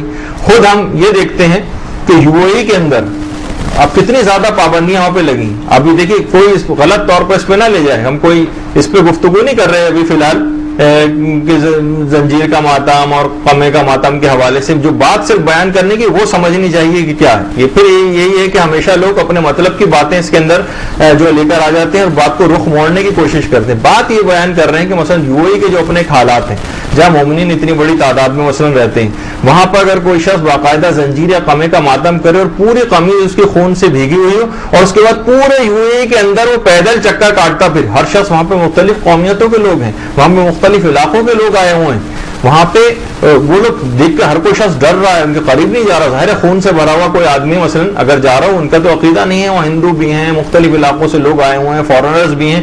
انہوں نے جا کے وہاں شکایت کی کہ وہاں پہ پابندیاں لگنی شروع ہو گئی. تیزی کے ساتھ صاحبان ایمان کو ڈیپورٹ کیا جا رہا ہے. کتنے دینی مدارس ایسے ہیں کہ جو یو اے ای میں خاص طور پر ابوظہبی کے اندر بند کیے جا رہے ہیں. ان میں جو کرتا دھرتا ان مدارس کو چلانے والے افراد تھے ان کو ڈیپورٹ کیا جا رہا ہے. بہت سارے امام بارگاہ ایسے ہیں یو اے ای کے اندر جو باقاعدہ بند کر دیے گئے، بند بالکل ختم. اور کتنے علماء کے اوپر پابندی لگ گئی، ورنہ ایک عالم بھی کوئی جاتا تھا مثلا یو اے ای کا اس کو ویزا ملتا تھا، وہ ہر شہر کے اندر جا کے مجلس پڑھ لیتا تھا. اب یہ کہ نہیں، اگر مثلا شارجہ کا ملنا تو صرف شارجہ کے اندر پڑھ سکتا ہے. بہت پابندیاں لگنی شروع ہو گئی. باقاعدہ وہاں ایک کونسل ٹائپ کی بن گئی ہے، خیر وہ ہر کوئی جا بھی نہیں سکتا وہاں پر، وہ اپروو کرے گی تو پھر اس کے بعد جو ہے کوئی ذاکر وہاں پہ آ سکے گا. تو مجالس پہ پابندیاں لگ گئی. حکومت کی طرف سے وہاں پہ جو تبرک جو خریدنے جاتے ہیں مٹھائی کی دکانوں پہ یا مختلف جگہوں پہ، وہاں پہ بھی ہے حکومت نے یہ پابندی لگا دی کہ اگر کوئی شخص اتنی 100 سے اوپر مثلا اگر تبرک لے جا رہا ہو تو آپ ہمیں انفارم کریں کہ کون شخص ہے جو اتنی بڑی تعداد میں تبرک یہاں سے بنوا رہا ہے. تو وہاں پہ لوگوں کے لیے بڑی پرابلم کھڑی ہو گئی. یعنی صرف چند افراد کے خلاف تقیہ کام کرنے کی وجہ سے پوری قوم کے لیے مشکلات کھڑی ہو رہی ہیں. تو دیکھنا چاہیے، سمجھنا چاہیے قوم کو کسی لحاظ سے کبھی کوئی نقصان پہنچنے کا احتمال نہ ہو. حکم تقیہ رکھا اس وجہ سے گیا ہے کہ اپنے آپ کو اپنی تمام کسی چیز کو آپ اپنی نہیں چھوڑیں، لیکن اس طرح سے شو آف کرنا، اس طرح سے لوگوں کے اندر آنا، اپنے آپ کو مضبوط ہوئے بغیر اپنے آپ کو ظاہر کر دینا. پھر ظاہر ہے لوگوں کو جب آپ کی مثلا معلوم چل جائے کہ اندر سے آپ قومی اعتبار سے ایک لحاظ سے نہ ادارے ہیں، نہ ایسے افراد ہیں، نہ کچھ ذرا سا کوئی چیز ہو جائے تو بس آپ سے اور چندہ مانگتے پھرتے ہیں مثلا. تو کیا ہے, تو اتنی بڑی تعداد میں اگر کوئی تبرک بھی مانگ رہا ہے تو وہاں جس کو رپورٹ کرے گا وہ گورنمنٹ کو, اور بڑی سخت پابندیاں اس لحاظ سے لگتی ہیں. کوئی بھی شخص مثلا نیا قانون آ گیا کہ ایک آدمی بھی اگر مخصوص ٹائمنگز پہ امام بارگاہ خالی کر دینی ہوگی, ایک آدمی بھی اگر باہر نظر آیا مثلا تو ہم جو ہے فوری طور پر اس کا لائسنس منسوخ کر دیں گے, اور اس کو ہو سکتا ہے کہ بند بھی کر دیں اس امام بارگاہ کو. اور یو اے ای کی جو 16 ممبران کی پوری کیبنٹ ہے اس کے اندر 2 شیعہ ہیں, وہ بھی نامعلوم اب ان اقدامات کی وجہ سے کب نکال دیے جائیں. کتنے وہاں پر وکلا حضرات ہیں, مثلا خود آیت اللہ سیستانی کے داماد وہاں پر تھے, ان کو بھی وہاں سے نکالا جا چکا ہے. کتنے علماء کو وہاں سے نکالا جا چکا ہے اور ڈیپورٹ کیا جا چکا ہے انہی افراد کی کچھ اس قسم کے اقدامات کی وجہ سے. تو بہرحال بہت سی چیزیں ایسی ہیں کہ ہم نا ایک لحاظ سے کچھ اوور بھی ہو جاتے ہیں. میں بہت سے اسی طرح کی بات کروں گا. تو ہر شخص جو ہے نا ہر قسم کی پابندیوں سے ماورا ہے. وہ چاہے تو قوموں کی تقدیر کے فیصلے بھی چند لاؤبالی اور ملنگ ٹائپ کے حضرات کر سکتے ہیں. اس طرح کی تمام چیزیں جو ہیں وہ ہونے لگی ہیں. تو یہ آپ کو خاص طور پر یہ غلطیاں ہیں اس لحاظ سے, لیکن ان کو ہمیں اس کو اوور کم کرنا پڑے گا, متوجہ ہونا پڑے گا, متنبع ہونا پڑے گا. اچھا, بہت ساری ہم چیزیں ایسی ہیں, اب اس کو بہت کوئی فقہی رنگ نہ دیں, اس کو بہت سے کسی اور طرف نہ لے کے جائیں, لیکن مثلا میں ایک اور اس کی ایک لحاظ سے جو کہ شاید خلاف مسئلہ ہے, تو آج کل کے پورا اشوک دور کے حوالے سے میں گفتگو کر رہا ہوں. ہو سکتا ہے بہت سے علاقے ایسے ہوں کہ جہاں پر اس طرح کی چیزوں سے کوئی خاص فرق نہ پڑتا ہو, لیکن اب جو حالات ہوتے جا رہے ہیں, برے سے برے حالات ہوتے جا رہے ہیں, شیعت کو بچانا ہر شخص کا اس میں فریضہ ہے کہ مومنین کو کوئی نقصان نہ پہنچے. مثلا کیا مخصوص نام ہی جو ہمارے یہاں رکھے جاتے ہیں, جو پیدا ہونے والے, مثلا میں سید عابد حسین زیدی, کہیں سے بھی کوئی ایک چیز بچتی ہی نہیں نام کے اندر, 4-5 ناموں میں سے کہیں سے کوئی بچت ہو سکے. اب کیا ہے, جابس کے لیے جاتے ہیں, صرف نام دیکھ کر, سی وی دیکھ کر ہی صرف آپ کا پورا سی وی ریجیکٹ ہو جاتا ہے. جاب نہیں مل رہی آپ کو, کاروبار کوئی آپ کے ساتھ نہیں کرتا. بھائی اور بھی نام رکھے جا سکتے ہیں, انبیاء کے نام رکھے جا سکتے ہیں. خاندان میں مثلا کوئی بچہ پیدا ہو, آپ مثلا اس کا نام ابراہیم رکھ دیں, اسماعیل رکھ دیں, میں کہیں یہ نام نظر ہی نہیں آتے. کیا یہ انبیاء کے نام نہیں؟ حضرت عیسیٰ کے اوپر عیسیٰ نام نہیں رکھا جا سکتا, موسیٰ نام نہیں رکھا جا سکتا. یعنی کچھ مخصوص نام, وہ بھی 4-5 میں, جس میں کوئی ایک نام بھی ایسا نہیں ہے. ہم یہ نہیں کہہ رہے کہ نام نہ رکھیں, نام تو یہ مستحب ہیں, بہتر ہیں, بہت افضلیت ہے, لیکن حالات و واقعات کچھ ایسے ہوتے جا رہے ہیں. ابھی اتنی مشکلات, نام تو ہم نے صرف ایک دفعہ صرف اس طرح سے رکھ دیا, کوئی بھی ایک نام رکھتے ہیں, باقی سابق اور لاحق میں کوئی اور ایسی چیز لگا دیں کہ جو کہ ہم یہ نہیں کہہ رہے خدا نہ خواستہ معاذ اللہ ثم معاذ اللہ دشمنان اہل بیت والا کوئی نام ہم تقیہ میں اس طرح سے رکھ دیں, لیکن ایسا, ورنہ جیسے خود عامر المومنین نے اپنے بیٹے کا نام مثلا عثمان رکھا تھا, اللہم صل علی محمد وعلی محمد. البتہ عثمان ابن مظعون جو جنت البقیع کی سب سے پہلے مدفون ہیں, ان سے خصوصی طور پر ایک قلبی الفت کی بنا پر امام نے اپنے بیٹے کا نام یہ رکھا. تو ہم یہ نہیں کہہ رہے چلیں یہ والے نام رکھیں, لیکن کچھ تو صاحبوں کو اور لاحق میں ایسا کہ دشمنان تشیع آپ کو کوئی نقصان نہ پہنچا سکیں. نوجوان یہ ہمارے جو جوتیاں چٹکھاتے پھر رہے ہیں, ان کے صرف ناموں کو دیکھ کر ہی کتنے ادارے ایسے ہیں کہ سی وی ریجیکٹ ہو جاتے ہیں, ان کو جابس ہی نہیں ملتی. تو بہرحال یہ ائمہ کے اپنے مخلص اصحاب کے نام. اسی طریقے سے ایک اور بہت بڑی غلطی جو آفیسز کے اندر صاحبان ایمان کرتے ہیں, مناظرے بازی. اپنے کلیگس کے ساتھ مناظرے بازی ہو رہی ہے, خود جو ہے وہ آپس میں بحثیں ہو رہی ہیں, بعض اوقات تلخ کلامی کی حد تک نوبت آ جاتی ہے, تعصب انگیز گفتگو آپس میں ہو رہی ہے. کتنے ہی افراد ایسے ہیں جنہوں نے مجھ کا, میں نے تو کہنے کی میں جب وہاں جاتا ہوں تو سب لوگ مجھ سے منہ بچاتے پھرتے ہیں, میں تو ایسا دھجیاں بغیر کے رکھ دیتا ہوں ان لوگوں. آپ خود سوچیں کون آپ کے پاس آئے گا, کون آپ کے قریب ہوگا, کون آپ کی باتیں سنے گا. ظاہر ہے کہ مجالس وغیرہ سن کے مناظرے کے حوالے سے کچھ نہ کچھ ایسی معلومات ہو جاتی ہیں کہ آپ جو ہے ذرا مخالف کے اوپر کچھ غالب آنے لگتے ہیں, وہ اس کے پاس اتنی معلومات نہیں ہوتی کہ آپ کے ساتھ وہ کر سکے, تو آپ نہ اس کو دوسرے رنگ کے اندر لے کر چلے جاتے ہیں. جیسے ہمارے ایک دوست خود کہنے لگے کہ لوگ, کسی نے کہا کہ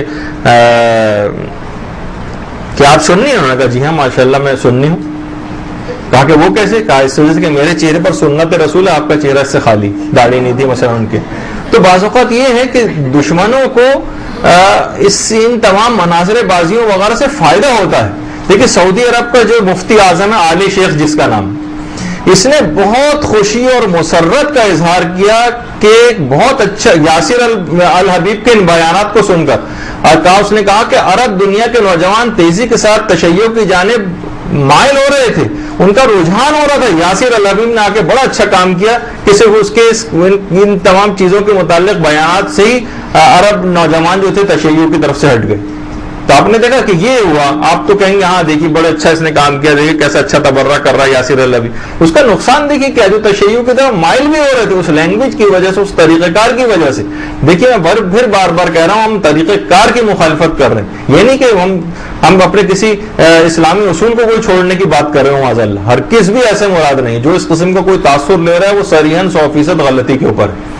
ہم یہ کہہ رہے ہیں کہ طریقہ کار کی اپنی اصلاح کریں. ہم بعض اوقات ایسے طریقہ کار کو اختیار کر جاتے ہیں جس سے اسلام کو بجائے فائدے کے نقصان ہو جاتا ہے.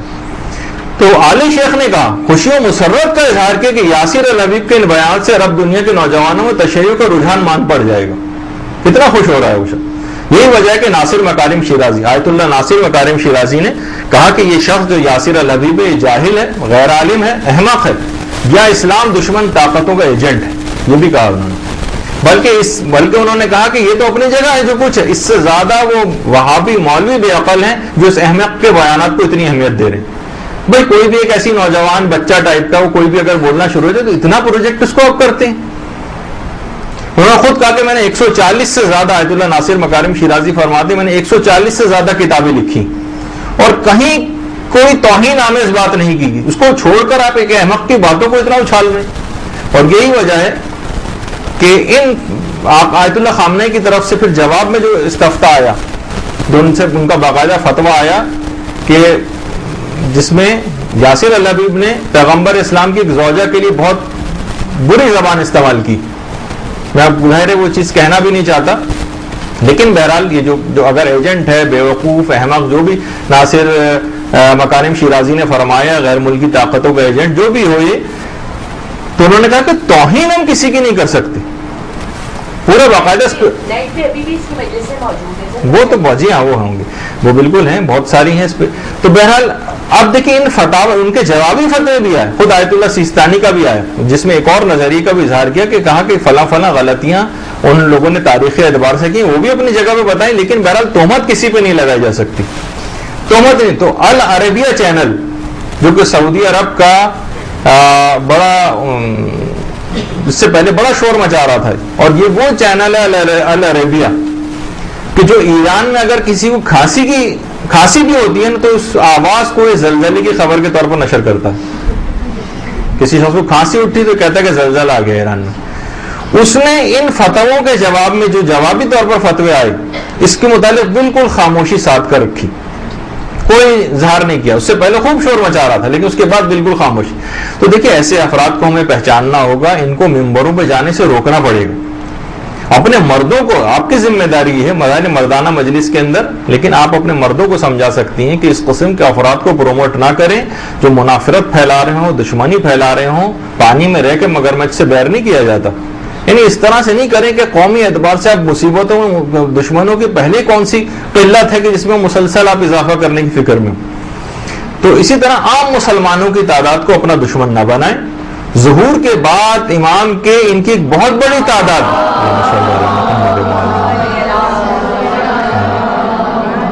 امام کے ظہور کے بعد ان کی ایک بہت بڑی تعداد ایمان لے آئے گی. ان کو اپنا دشمن سمجھنا غلط ہے. بہت سے مستضعف ہیں اس کے اندر, حق کی بات ان تک نہیں پہنچی, حق مشتبہ ہو گیا ہے ان کے لیے.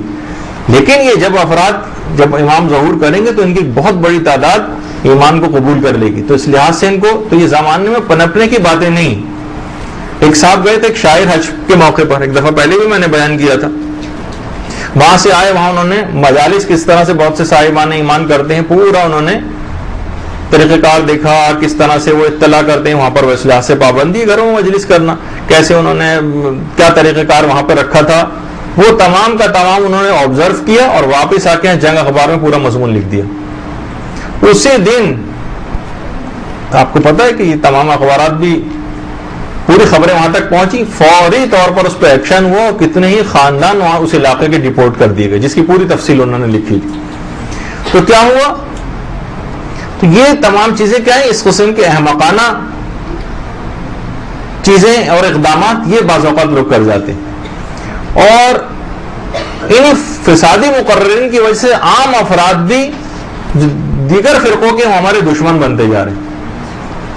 تو دیکھیے اسی طریقے سے پیغمبر کی امہات کے اوپر ایک جو خاص پہلو ہے وہ تو ہم بیان کرتے ہیں کہ مثلا امیر المومنین کے خلاف کھڑے ہونا اور یہ تمام چیزیں تو سب تاریخ کا حصہ ہی سب مانتے بھی، لیکن ان کی کچھ باتوں پر ان پر تہمت لگانا، دیکھیے بالفرض اگر ماں خراب بھی ہو تو اس کے اوپر تہمت کوئی نہیں لگائی جا سکتی، نہ اس کی توہین کی جا سکتی، اور حتیٰ کہ علماء نے باقاعدہ اس پہ فتویٰ دیا ہے کہ نوح اور لوط کی بیویاں اگرچہ کافرہ تھیں لیکن بہرحال ان کے اوپر تہمت پھر بھی کوئی نہیں لگائی جا سکتی، حریم نبوت اس طرح کی تمام تہمتوں سے پاک ہوا کرتا۔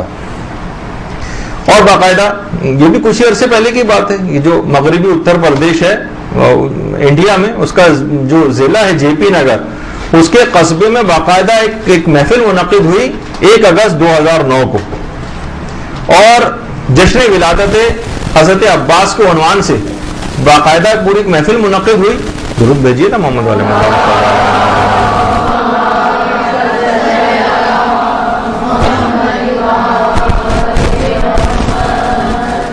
اور 2,2500 سنی افراد اس محفل کے اندر شریک تھے اپنے علماء کے ساتھ، اور بہترین محفل جا رہی تھی، 2,2500 سنی جشن حضرت ولادت حضرت عباس پہ موجود تھے۔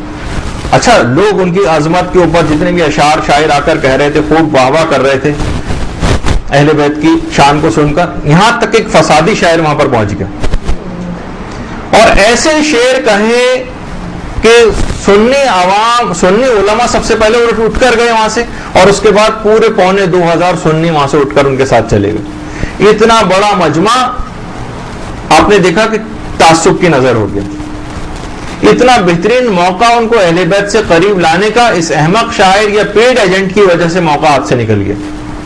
لاکھوں روپے کے تو اس کے اندر کہا جاتا ہے کہ انہوں نے لاکھوں روپے کے تو اس میں صرف ڈیکوریشن وغیرہ کے انتظامات کیے ہوئے تھے۔ تو کیا ہوا، اس طرح سے ہم اپنے آپ کو ان لوگوں کے ہاتھوں میں ایک لحاظ سے یرغمال کر دیتے ہیں، جو بھی آؤ جو مرضی آئے پڑھ دو، جو بھی آؤ جو مرضی آئے تقریر کر دو، کوئی پوچھنے والا نہیں، کوئی روکنے والے نہیں، چند چیلے چماٹے ان کے مثلا ساتھ ہوتے ہیں جو آ کر جو ہے نا ان کو بچا کے وہاں سے وہ تو اپنا تقریر کرنے کے نکل جاتے ہیں، بعد میں قوم بھگتتی رہتی۔ خود آیت اللہ بہجت فرماتے ہیں کہ سفر حج پر ایک دفعہ میں تھا، باقاعدہ حجاز کے علماء کے ساتھ، علماء اہل سنت کے ساتھ بڑی اچھی ہماری ملاقات ہو رہی تھی، سارے علماء بیٹھے ہوئے تھے، بہترین افہام و تفہیم کا ماحول تھا، آپس میں بات چیت چل رہی تھی کہ ہم کس طرح سے ایک دوسرے قریب آ سکتے ہیں۔ ایک شخص نے اٹھ کر ہماری صفوں میں سے ایک ایسی تعصب انگیز گفتگو شروع کر دی کہ پورا ماحول تناؤ کا شکار ہو گیا، مقدر ہو گئی پوری فضا، جو باتیں ہمیں کرنا تھیں وہ سب ہونے سے رہ گئیں، ناراضگی پر یہ محفل ختم ہو گئی آپس میں، صرف اس ایک شخص کی وجہ سے سارا کام خراب ہو گیا۔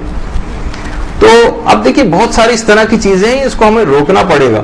محفلوں میں اب بہت سے دیکھتے ہیں کہ بہت سے جو ہمارے مجالس بھی ہوتی ہیں، بہت سے ذاکرین پوری مجلس میں اقوال معصومیہ قرآن کی آیات یا پڑھنے کے بجائے صرف اشعار سنانے پر ہی پوری مجلس مثلا ختم کر دیتے ہیں۔ دیکھیے اشعار کا بھی اپنی جگہ اس کی ایک اہمیت ہوتی ہے، اگر یہ باقاعدہ سپورٹ میں ہو، دین کی ہدایت کا کام دیں، یہ بھی اپنی جگہ پر صحیح ہے، لیکن ہدایت کا سامان جو ہے وہ قرآن میں معصومین کے اقوال میں، یا تو آیات قرآنی میں ہے یا احادیث معصومین میں، ان کو چھوڑ کر یا تو شاعری والا کام کرے، ہدایت والا کام، تو پھر ٹھیک ہے آپ اس سے پڑھیں، لیکن کوئی ہدایت کی بات نہیں ہوتی۔ آپ شاعریوں کی شاعریاں اٹھا کے دیکھ لیں، نہ کسی کے اخلاق میں کوئی درستگی پیدا ہوتی ہے، نہ کوئی کردار میں درستگی پیدا ہوتی ہے، اور نہ ہی کوئی عقائد کے لحاظ سے کوئی چیز بات ہوتی۔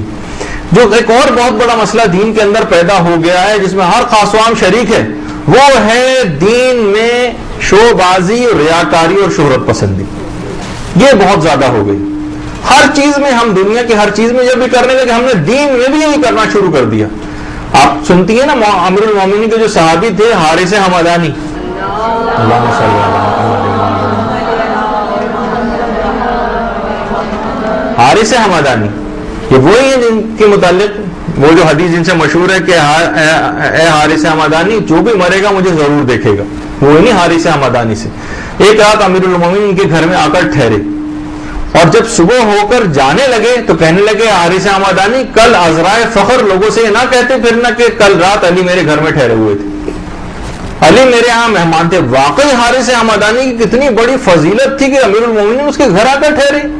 یہ تو دل چاہتا ہے کہ چیخ چیخ کر پوری کائنات کو بتا دیجیے کہ یہ اتنا بڑا فخر مجھ کو حاصل ہوا، اتنی بڑی فضیلت حاصل ہوئی، لیکن خبردار منع کر کے دین کے اندر اس طرح کی کسی بھی شو بازی کو صرف حارث حمدانی کے لیے نہیں ہے، یہ ہم سب کے لیے امیر المومنین کا پیغام کہ دین کے اندر کسی بھی طرح کی شو بازی، شہرت پسندی، اس کا کوئی دخل نہیں ہونا چاہیے. یہی وجہ ہے کہ ہم دیکھتے ہیں کتنے بڑے بڑے اشتہارات، اور کمیونٹیز بھی رہتی ہیں اکثریت کے اندر جو اور فرقہ میں رہتے ہیں، کبھی اتنے بڑے اشتہارات نہیں ہوتے. یعنی ایک علاقے کے اندر، گھر کے اندر مثلا اگر مجلس ہو رہی ہے تو اس کو پورے صفحے کے اوپر اس کا مثلا اشتہار ہے. تو یہ تمام کی تمام چیزیں اس کے اندر اپنا وہ چیک کرنا چاہیے، اخلاص ہے بھی یا نہیں. یہ کیوں ہے اتنا بڑا اشتہار آپ نے جو ہے مثلا اس لحاظ سے لگایا ہوا؟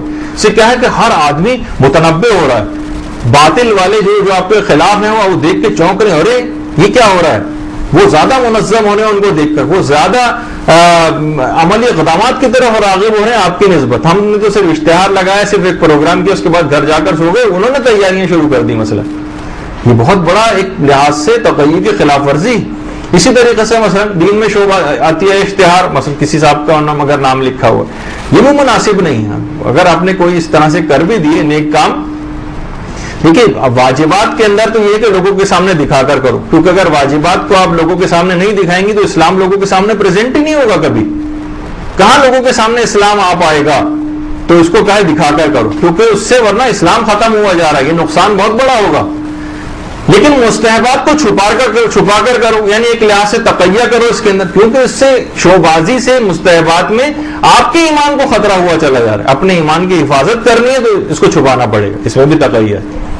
تو دیکھیے بہت ساری چیزیں ایسی ہیں، کتنے ایسے افراد ہیں. شو بازی کے حوالے سے بات کروں، ایک ذاکر تھے، 2 فلیٹ بالکل آمنے سامنے، درمیان میں فقط ایک روڈ. ذاکر صاحب اس فلیٹ کے اندر رہتے تھے اور دوسرے فلیٹ میں جا کر مجلس پڑھنی تھی. وہیں پر انہوں نے گاڑی منگوائی باقاعدہ، یعنی اگر دیکھا جائے تو صرف 10 قدم اگر گنے جائیں، 10 قدم سے زیادہ کا شاید فاصلہ نہ ہو. 5 آدمیوں کے ساتھ گاڑی میں بیٹھ کے صرف گاڑی چند قدم چلیے اور اتریے، لیکن گاڑی سے جا کر اترے وہاں پر. ایک صاحب ایسے بھی تھے جو مرسڈیز کار اگر نہ لینے آئے تو مجلس پڑھنے سے انکار کر دیتے تھے. تو خیر معلوم ہو گئے کہ پرانے زمانے، انہی کے زمانے کے مرسڈیز میں نے آپ کو دکھائی، ورنہ اب تو تبدیل ہو گیا ماڈل.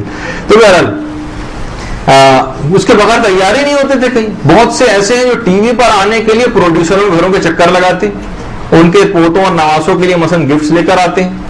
جعلی طور پر جو امامہ سر پہ رکھا ہے کوئی اس کی لاج ہی نہیں. بہت سے کچھ مخصوص ایام کی مجالس پڑھنے کے لیے اپنے بہنوں تک کے دوپٹے مثلا قدموں میں ڈال دیتے ہیں. تو ایک صاحب تو ایسے بھی تھے کہ مثلا جو مجلس پڑھ رہے تھے، معلوم چلا کہ مثلا جیو والے ان کو لینے کے لیے آئے، ادھوری مجلس چھوڑ کر چلے گئے ان کے ساتھ. تو یہ کیا ہو رہا ہے؟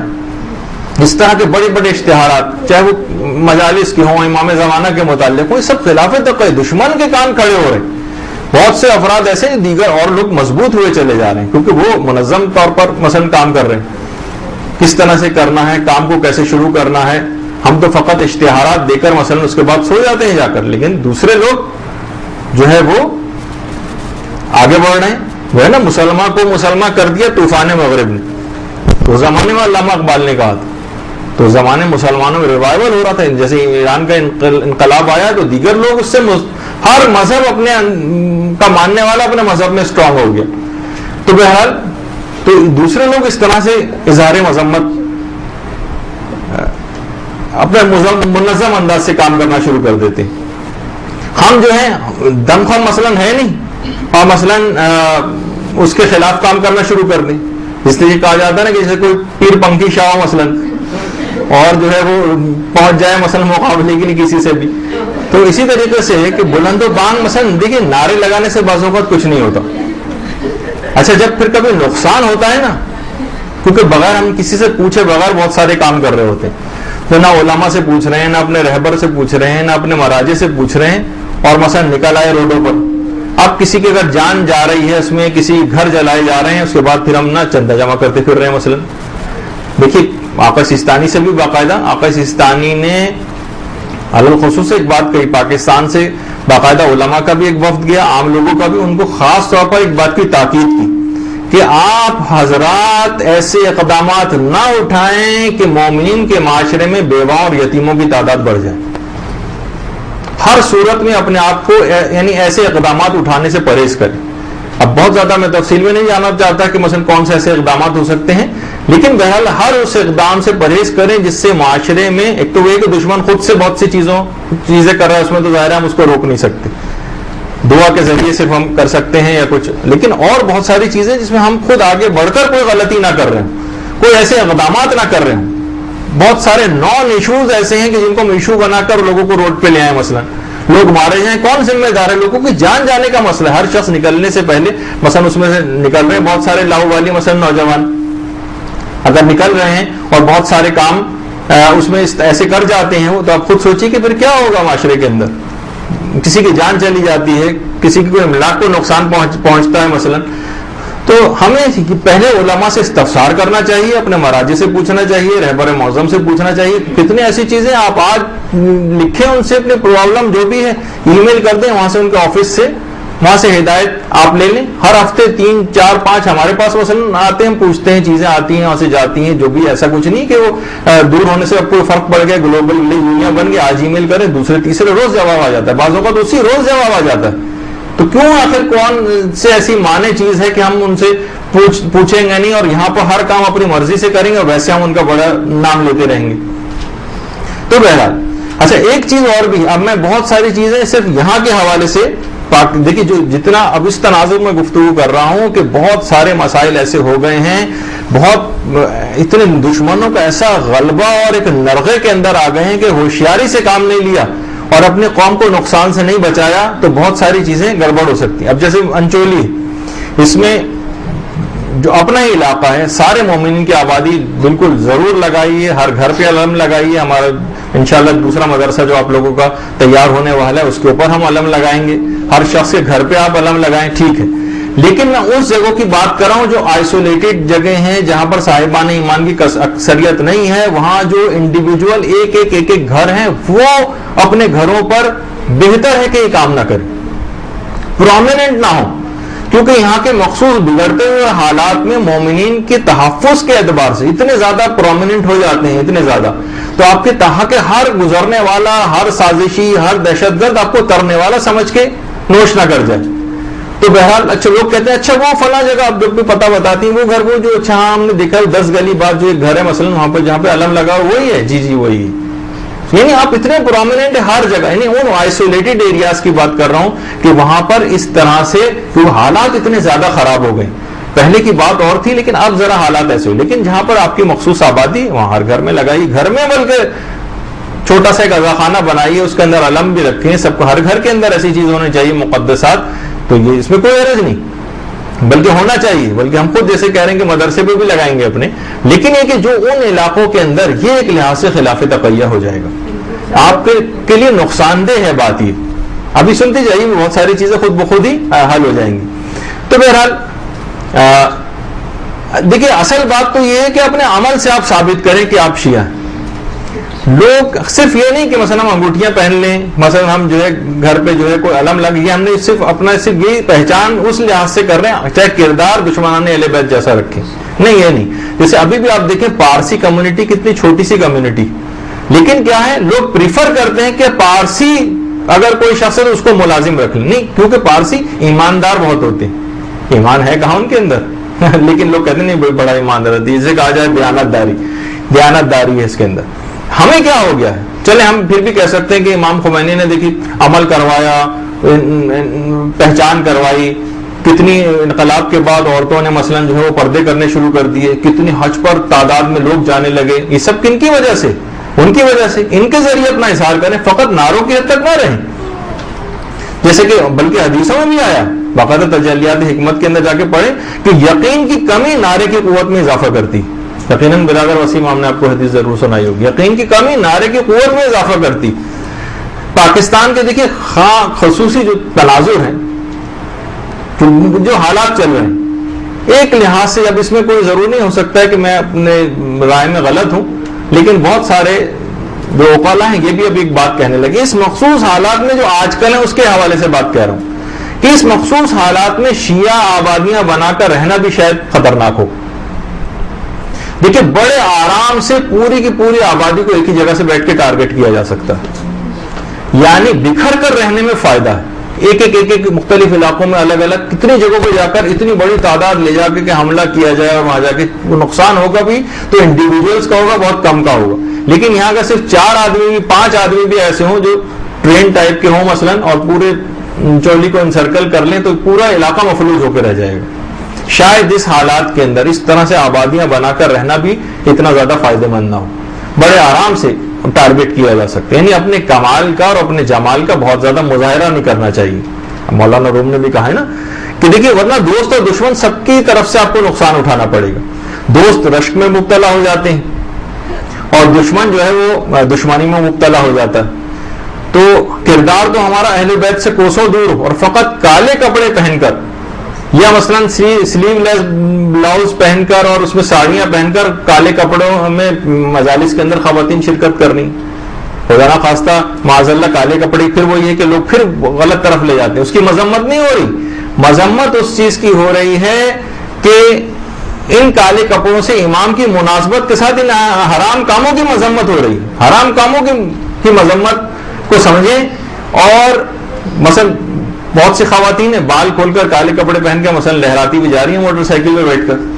تو اب یہ کیا ہے کہ فوراً دماغ میں تصور آتے ہیں دیکھیے یہ ہے شیعہ, یہ جو جا رہی ہیں اس طرح سے بیٹھ کر. تو کیا ہے چاہے کوئی اور بھی جا رہی ہو, لیکن کیونکہ آپ کالے کپڑے اس طرح سے پہنتے ہیں تو معاشرے میں شیعہ خواتین کہ جو کہ بے پردہ ہوں اور زیادہ, امام کہتے تھے کہ باعث میرے لیے زینت بنو, باعث ننگوار نہ بنو, باعث ننگوار بننا ہے امام کے لیے مثلا. تو اپنے آپ کو ان تمام چیزوں سے بچانا پڑے گا. یار یہی وجہ ہے کہ وہ پیغمبر فرماتے تھے نا کہ خوش پوشی اور تمنا اور آرزوں سے ایمان حاصل نہیں ہوتا, بلکہ ایمان یہ ہے کہ دل میں خلوص ہو اور عمل اس کی تصدیق کرے. وہ سن چکی ہوں گی اب برادر وسیم ہم سے حدیث بھی. تو بہرحال یہ تمام چیزیں ایسی ہیں. تو آج کل کے دیکھیے حالات میں خاص طور پر کیونکہ صاحبان ایمان کو اس سے ذرا تھوڑا سا نقصان پہنچ رہا ہے, بلکہ جو زیادہ نقصان کی طرف بھی جا سکتا ہے. میں یہ نہیں کہہ رہا بالکل جائز ہے یہ عمل کرنا, کوئی اس کے اندر حرج نہیں ہے, کیا جا سکتا ہے. ایسا نہ ہو کہ آپ فتویٰ لا کے دکھا لیں گے بھائی آپ کیسے کیا کہہ رہے ہیں. مثلا ہتھ کڑی پہننا, بیڑیاں پہننا, کلاوے پہننا, بہت زیادہ انگوٹھیاں پہننا, انہیں آپ پہنیں لیکن چھپا کر پہنیں. سب کو دکھانا تو ضروری نہیں, سب کو شو آف کرنا تو ضروری نہیں کسی جگہ لکھا ہوا, لیکن دشمن نقصان پہنچانے کے در پہ ہے, آپ اس کا آسان ہدف نہ بنے. بعض اوقات پکڑ کے کمر کھول کے دیکھا جاتا ہے, بعض اوقات ایسے علاقوں کے اندر سے آپ گزر رہے ہیں کہ آپ کی جان کو خطرہ پیدا ہو سکتا ہے. یہ تمام چیزیں کو اس لحاظ سے واجبات میں نہیں, لیکن صرف آپ کی حفاظت اور سیفٹی کے اعتبار سے موجودہ تناظر میں گفتگو کی جا رہی. تو روایت میں ملتا ہے آپ کہیں بھائی ہم تو جان بھی دے دیں گے اس پہ. بھائی امام کے سامنے بھی اسی طرح کا کیس آیا تھا. امام نے فرمایا کیا بہتر نہیں کہ میں اپنی جان کو بچا لوں اور زیادہ دن تک عبادت خدا انجام دوں؟ کیوں آپ اتنی جلدی جان کو کھونا چاہتے ہیں؟ ہاں جب واقعی اسلام کو کوئی ضرورت پیش آ جائے آپ کی جان کی, اس وقت جان دینے کا نوبت آتی, جیسے کہ آگے چل کر گفتگو میں ذکر ہو. تو پھر اس لحاظ سے بھی اگر آپ دیکھیں خواتین کی چھوٹی چھوٹی بالکل مجلسیں ہو رہی, اس میں بڑے بڑے لاؤڈ اسپیکروں کا استعمال. بھائی ایک تو خواتین کی مجلس ہے, چلے اگر گھر کی حد تک ہو, گھر میں ایک کمرے سے دوسرے کمرے میں آواز نہیں جا رہی, تھوڑا ہلکا لاؤڈ اسپیکر لگایا جا سکتا ہے, حرج نہیں, باہر آواز نہ جا رہی. لیکن جس طریقے سے پورے آدھے کلومیٹر تک آواز جا رہی ہے لاؤڈ اسپیکروں, اس کی کیا ضرورت ہے؟ عام سی چھوٹی جو ہے مجلس ہے خواتین کی, اس میں پوری گلیوں میں لاؤڈ اسپیکر لگائے جاتے ہیں, ہم دیکھتے ہیں. تو بہرحال اچھا صرف یہی نہیں بلکہ آپ دیکھتے ہیں کتنے عورتوں کی مخصوص مجالس ہیں, چھوٹی چھوٹی مجلسیں, لیکن کیا ہے پورا ٹینٹ لگا کے گلی جو ہے بلاک کر رکھی ہے مثلا, اور پورے ایک دن کی بات نہیں 2.5 مہینے تک مثلا اگر یہ سلسلہ رہے. آپ خود سوچیں آپ ملک میں ایسی علاقوں کے اندر آپ رہتی ہیں جہاں اکثریتی آبادی دوسری فقہ کے مسلمانوں کی, بار مختلف جگہوں پہ روڈ بلاک ہوں, بار کی پریشانی ہو, 50 افراد کے لوگ جلوس بنا کے پورے اگر روڈ بلاک اگر کر رہے ہوں, اور آپ کو سوچیں دوسرے فرقے کے لوگ اتنے زیادہ دنوں تک کے لیے اگر اپنے کسی بھی کام کو کریں, اور آپ ہر دفعہ جا رہی ہیں روڈ بلاک, ادھر سے گزر رہے ہیں, ہر آدمی مذہبی منافرت اور تعصب پر خود بخود ہی شکار ہو رہا ہے صرف اس عمل کی وجہ سے. دیکھیں ہر کام کریں آپ, کوئی نہیں روک رہا ہے, ہر کام کریں, کوئی مجلس نہیں رکنی چاہیے, کوئی ماتم نہیں رکنا چاہیے, ہر کام کرنا ہے, ہمیں کوئی ایک مستحب کام بھی اس وجہ سے چھوڑنا نہیں. لیکن کیا ہے احتیاط سے کام کرنے کی بات ہو رہی ہے. مخصوص دنوں میں مخصوص حالات میں کچھ مصلحتیں ہوتی ہیں جن کا خیال کرنا ہے. ہمیں لوگوں کو تکلیف پہنچا کر تبلیغ نہیں کرنی بلکہ اپنے سے قریب لانا ہے. اگر اس انداز سے اگر آپ تبلیغ کریں گے تو بہت نقصان ہوگا, اس کا آپ کو خصوص خاص طور پر خیال رکھنا پڑے گا. اسی طریقے سے بس ایک غلطی اور بتاؤں گا, اس کے بعد 5 منٹ کا وقفہ آپ کو دیں گے تاکہ آپ لوگ بہرحال بس 5 منٹ سے زیادہ کا وقفہ نہیں ہوگا، میرے پاس وقت بہت کم ہے، بہت ساری چیزوں کی گفتگو اس کے بعد کرنی، جب کہیں جا کے 3 گھنٹے میں آپ کی جان چھوٹے گی. اچھا اب جو غلطی ہے ایک اور، اچھا ایک لحاظ سے اس سے نقصان زیادہ ہو گیا. ہم نے تو اپنی محبت میں کام کیا تھا شروع، مثلا ہم نے گاڑیوں کو اگر لکھ کے لگانا شروع کر دیا یا علی مدد، بہت اچھی بات ہے، ہمارا تو ایمان اور اعتقاد اور ایقان اسی کے اوپر ہے، کوئی حرج نہیں اس کے اندر. لیکن کیا ہے، وہابیوں نے اس کو پکڑ لیا، یا اللہ مدد کے سٹیکر لگانے شروع کر دیے، ہمارے لیے میرے لیے اللہ ہی کافی ہے لگانا شروع کر دیا. اب ہم اگر یا علی مدد مثلا گاڑیوں کے اوپر لگائیں گے، ہمارا تو ایمان اور اعتقاد ہے، لیکن کیا ہے کہ ہم لگائیں گے تو ہمیں تو اس کے بعد لگانے کے بعد روزانہ 2 گھنٹے کی تقریر کرنا پڑے گی کہ ہم یا علی مدد کیوں کہہ رہے ہیں، کیا دلائل ہیں کیا نہیں. اب کیا ہوا، ایک تو یہ انہوں نے فوراً جواباً یہ کرنا شروع کر دیا. ہم نے کہا علی وارث کے ہم نے لگانے شروع کر دیے، فوراً انہوں نے اللہ وارث مثلا لگانا شروع کر دیا. ہمارے یہ کام کرنے سے کوئی قائل نہیں ہوا، ہم نہیں دیکھتے کسی غیر شیعہ نے اپنی گاڑی پہ یا علی مدد لگایا ہو مثلا، یا مثلا علی وارث لگایا ہو. ایک آدھ کی بات نہیں کر رہا میں، لیکن جتنی تعداد میں گاڑیوں پر لگا ہوا. لیکن کیا ہے، وہابیوں نے جب یہ کام کیا تو وہابی زیادہ کامیاب ہوئے. انہیں کچھ نہیں، انہوں نے کہا اللہ کا نام دیکھیے وارث ہے، اللہ وارث ہونا چاہیے. تو یہ کہاں سے، آپ کو تو پوری سمجھانا پڑے گا 2 گھنٹے کی تقریر کر کے ایک آدمی کو. انہوں نے اس کام سے فائدہ زیادہ منظم انداز میں کیا. یہ جگہ تھی بھی نہیں اس طرح کے کاموں کی، یہ سمجھانے والی چیز تھی، بہت سے اور طریقوں سے قائل کرنے والی چیز تھی اگر اس کی بھی ضرورت پیش آتی. لیکن کیا ہے کہ یہ جس کسی نے بھی کام شروع کیا، یہ ایک لحاظ سے اس سے وہابیت کی تبلیغ ہو گئی، ہمارا کوئی فائدہ نہیں ہوا. وہ تو قرآن کی آیات پیش کر دیں گے، ہمیں اپنی بات کو سمجھانا پڑے گا. ہمارے کہنے لگانے سے کوئی نہیں ہوا، کوئی متاثر نہیں ہوا. لیکن وہابیوں نے اس کے ذریعے اپنے افکار پھیلا دی، کہا کہ اللہ ہی سے صرف مدد مانگنی چاہیے، بالکل عقلی چیز ہے مثلا. تو کیا ہوا کہ یہ تمام چیزیں اسی طریقے سے. تو اور بس ایک بات اور صرف بس کرتا ہوں، اس کے بعد پھر روک دیں گے ہم اپنی گفتگو کو، کہ مثلا جو بہت چھوٹے چھوٹے 50 افراد کے جلوسوں کو جو پرمٹ اب بڑی آسانی کے ساتھ ایک زمانے میں بھی مل جاتے تھے، آج کل بھی کوشش کرے تو کوئی بھی لے سکتا ہے. ہم دیکھتے ہیں اتنی آرام سے جلوسوں کو پرمٹ، اس میں روڈ تک بلاک ہوں، اتنی پولیس ہمیشہ انوالو ہو، جیسی کیا ضرورت ہے. تو معلوم یہ چلا کہ بھائی اس میں باطل نے سمجھا کہ اس میں تو ہمارا فائدہ ہے. ہمیں دیکھیں بڑے بڑے جلوسوں کی تو اپنی حفاظت کرنی اور اس کے اندر پوری اپنی فورس طاقت اس کا مظاہرہ کرنا ہوتا ہے. لیکن یہ چھوٹے گلیوں میں، بہت چھوٹے علاقوں میں کہ بعض اوقات لوگوں کو جمع کرنا مشکل ہو جاتا ہے. ہم پرمٹ تو لے چکے ہیں، اب نکالنا بھی ضروری ہے، پتہ چلا افراد ہی نہیں، 40 افراد 30 افراد 35 افراد جا رہے ہیں جلوس کے ساتھ. تو وہ بھی دیکھتے ہیں کہ انہوں نے اتنے کم افراد ہیں، پورا روڈ بلاک کر رکھا ہے. اندر ایک تعصب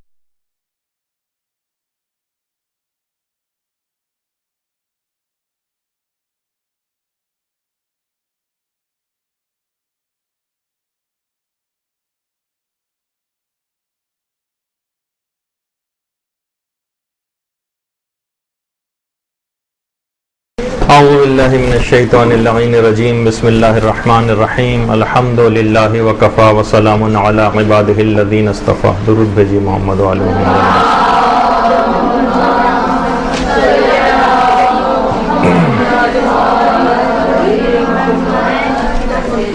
آج ایک ایسے اہم ترین موضوع پر گفتگو کا ارادہ ہے کہ ایام عذاب قریب ہیں، اور ہمیشہ سے ایام عذاب میں دشمنان اہل بیت کی طرف سے مصیبتوں کا شکار تو ہم سب افراد رہتے ہی ہیں. لیکن کچھ مصیبتیں ایسی بھی ہوتی ہیں جو غیروں کی طرف سے نہیں آتی، بلکہ کچھ اپنی بے وقوفیوں کی وجہ سے بھی انسان اپنے اوپر مسلط کرتا ہے.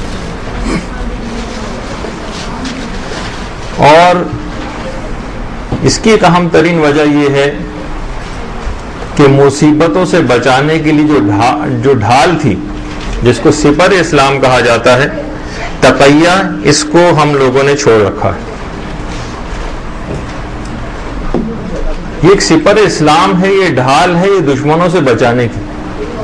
ایک نعرہ آج کل بہت لگنا شروع ہو گیا ہے،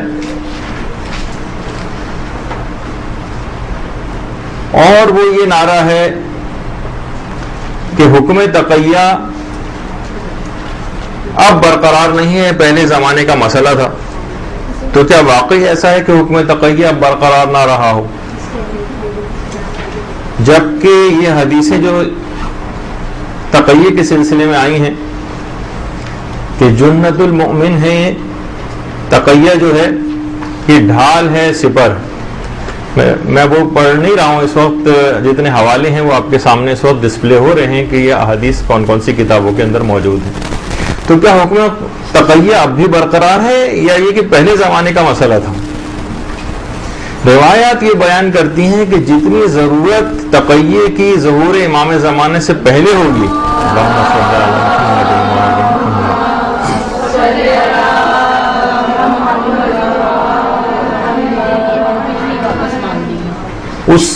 اس سے پہلے کبھی بھی اتنی ضرورت تقیے کی نہیں تھی. اور روایات میں یہ چیز آئی ہے، بلکہ علماء نے بیان کیا ہے کہ اخبار متواترہ یعنی احادیث متواترہ سے یہ بات ثابت ہے کہ تقیہ قیام امام زمانہ علیہ الصلوۃ والسلام تک، زندگی میں بھی انسان کتنا زیادہ تقیہ کرتا ہے، جو چاہے وہ انسان کافر ہو یا مسلمان سب تقیہ کرتے ہیں، چاہے دیندار ہو یا بے دین سب تقیہ کرتے ہیں. حتیٰ کہ میں کہوں انسان سے بڑھ کر آگے اگر بڑھ جائے معاملہ تو جانور بھی تقیہ کرتے. جیسے کہ آپ دیکھتی ہیں کہ کیموفلاج جو کہلاتی ہے چیز، بہت سے جانور کرتے ہیں اپنا اس طرح سے ان جگہوں کے اوپر جو اپنے رنگ سے سازگار جگہ ہوتی ہیں وہاں پر جا کر رہتے ہیں تاکہ دیگر جانوروں سے اپنے آپ کو بچا سکے جو ان کو کھا جاتے ہیں. یہ آپ دیکھتی ہیں نا روزانہ ٹی وی میں. اس طریقے سے یہ چیتے اور تیندوے جو ہیں مختلف جگہوں پہ رہتے ہیں جھاڑیوں کے اندر کہ جو ان کے کلر سے بالکل سازگار ہوتی ہے تاکہ اپنے آپ کو یہ بچا سکیں یا کسی اور جانور کا مثلا شکار کر سکیں. اسی طریقے سے مثلا گھاس پھوس میں رہنے والے بہت سارے جانور وہ بھی اسی طرح سے کرتے ہیں. جس طریقے سے آرمی کا ایک کیموفلاج ہوتا ہے کہ فوجی حضرات اسی طرح سے کرتے ہیں کہ مختلف سرنگوں میں رہتے ہیں، ریت کے ٹیلوں کے پیچھے جا کر چھپ جاتے ہیں، اپنا لباس درخت کی چھالوں کی طرح سے بنا لیتے ہیں، چہرے پر سیاہی لگا لیتے ہیں، درختوں کے اندر اپنے آپ کو اسی طرح سے بنا لیتے ہیں. حتیٰ کہ اگر برف باری والی کسی جگہ پہ ہو تو اپنا لباس اس طرح سے کرتے ہیں جو برف سے میچ کر جاتا ہے. یہ سب کیا چیزیں؟ یہ تمام کی تمام عقلی چیزیں کہ انسان کسی بھی برائی یا کسی خرابی یا کسی نقصان سے بچنے کے لیے تمام عقلاء دشمن سے مقابلے کے لیے یہی حکمت عملی اختیار کرتے ہیں. اس کا اسلام سے بھی کوئی تعلق نہیں، اس کا انسانیت سے بھی کوئی تعلق نہیں، جیسے کہ آپ کی خدمت میں بیان ہو کہ جانور تک کرتے ہیں. اچھا، اسی طریقے سے اگر ہم کہیں کہ عمومی زندگی میں کتنی تقیہ کی مثالیں، اگر تھوڑا سا اس کو براڈ کر دیں ہم اپنے اسپیکٹرم کو، آپ موبائل فون کبھی خریدنے جاتی ہیں، آپ دیکھتی ہیں دکان والے ڈبے میں سے نکال کر موبائل فون الگ سے کہہ دیتے ہیں اسے الگ جیب میں ڈال لو، اور ایک تھیلی میں اس کا ڈبا الگ سے دیتے ہیں کہ جب کچھ چھینا جائے گا یہ موبائل فون تو وہ ڈبا ہی چھین کے مثلا آپ سے لے جائے. تو یہ بھی ایک طرح کیا ہے کہ آپ کی حفاظت کی جا رہی ہے کہ وہ چیز آپ سے چھیننے نہ پائے، آپ کا نقصان نہ ہونے پائے. مرد حضرات کتنا زیادہ گھر میں تقیہ کرتے ہیں، اپنی بیویوں سے اپنی تنخواہ چھپانا مثلا تقیہ میں آتا ہے. اور مردوں سے زیادہ تو تمام خواتین تقیہ کرتی ہیں عمر چھپانے میں، حالانکہ اس کے اندر نہ تو کوئی عقلی کوئی نقصان ہے ایسا، لیکن پھر بھی پتہ نہیں کیوں چھپاتی ہیں. بہرحال یعنی چاہے ضرورت ہو یا نہ ہو کتنی زیادہ تقیہ کہ آپ اس سلسلے میں بھی قائل ہیں. خاندان کی راز کی باتیں، بہت سی اپنے گھریلو باتیں آپ کہاں ہر ایک کو بتاتی پھرتی. ہاں دوسروں کے خاندانوں کی بتاتی ہیں آپ، لیکن اپنے خاندان کی تو نہیں بتاتی، کیونکہ آپ کو پتا ہے کہ اس سے نقصان ہوگا. نقصان سے انسان اپنے آپ کو بچانے کے لیے بہت سی چیزیں چھپاتا ہے. بلکہ میں یہ کہوں کہ آپ کا یہ حجاب کرنا، کیونکہ اگر آپ حجاب اتاریں گی تو یہ معاشرے کے لیے فساد اور نقصان کا باعث ہوگا، خرابیاں اس سلسلے میں جنم لیں گی. تو کیا ہے، یہ بھی ایک لحاظ سے اس کی کوئی قسم بن سکتی ہے کہ انسان نقصان سے بچنے کے لیے کسی بھی چیز کو چھپائے. جنگوں میں جب پہلے زمانے میں ہوتی تھیں اور پیغمبر اسلام کے اپنے دور میں بھی ہوا کرتی تھیں تو سفید بالوں کو اللہم صلی علی محمد و آل محمد،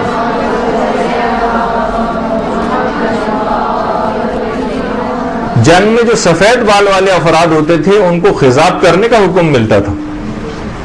اپنے بالوں کو کالا کرو تاکہ کافروں کا مورال جو ہے وہ بلند نہ ہو، اپنے آپ کو نقصان سے بچاؤ، چھپاؤ سفید بالوں کو کالا کر کے. تو یہ تمام کی تمام چیزیں ایسی ہیں کہ دیکھیے عقلی مظاہر بکھرے پڑے ہیں اس کے، اور ہم کہیں گے اس کو اسلام نے ترک کروا دیا کہ پہلے زمانے کا حکم ہوا کرتا تھا. ابھی جب میں اور عمومی زندگی کی مثالیں دوں گا تو آپ کے سامنے چیز آئے گی. پیغمبر کتنا زیادہ یہ بات کہا کرتے تھے کہ میرا دل چاہتا ہے کہ میں کعبے کو پرانی تعمیر جو حضرت آدم اور حضرت ابراہیم کے دور کی تھی مثلا، اس پرانی تعمیر پر واپس لے کر چلا جاؤں. لیکن میری قوم یہ کہے گی کہ کیسا رسول آیا ہے کہ جو کو مثلا کعبے کو گرا رہا ہے. ظاہر ہے کہ جب تک کنسٹرکشن اس طرح سے نہیں ہو سکے کہ جب تک توڑا پھوڑا نہیں جائے گا اسے. تو جب ہی کہا جاتا ہے کہ جب یہ تمام خطرات ختم ہو جائیں گے اور امام زمانہ علیہ السلام کا ظہور ہو جائے گا. اللہم صلی علی محمد و علی محمد.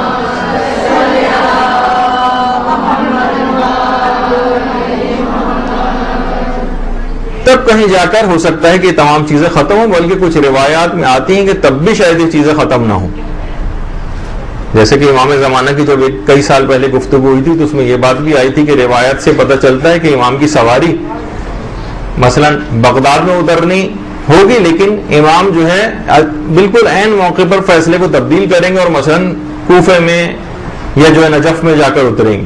تو جس طریقے سے یہاں پر بھی ہوتا ہے کہ اپنے روٹس کو جو اہم شخصیات ہوتی ہیں تبدیل کرتی ہیں، ٹائمنگز کو تبدیل کرتی ہیں کیونکہ ان کی حفاظت مقصود ہوتی. تو اسی طریقے سے تو پیغمبر نے اس وجہ سے کعبے کو پرانی تعمیر پر لے جانے کا کام ترک کر دیا تھا کہ قوم کی طرف سے نقصان پہنچنے کا اندیشہ تھا. یہ کیسا رسول ہے جو کعبے کو ڈھا رہا ہے؟ اگر آپ دیکھیں حضرت ابو طالب علیہ الصلوۃ والسلام،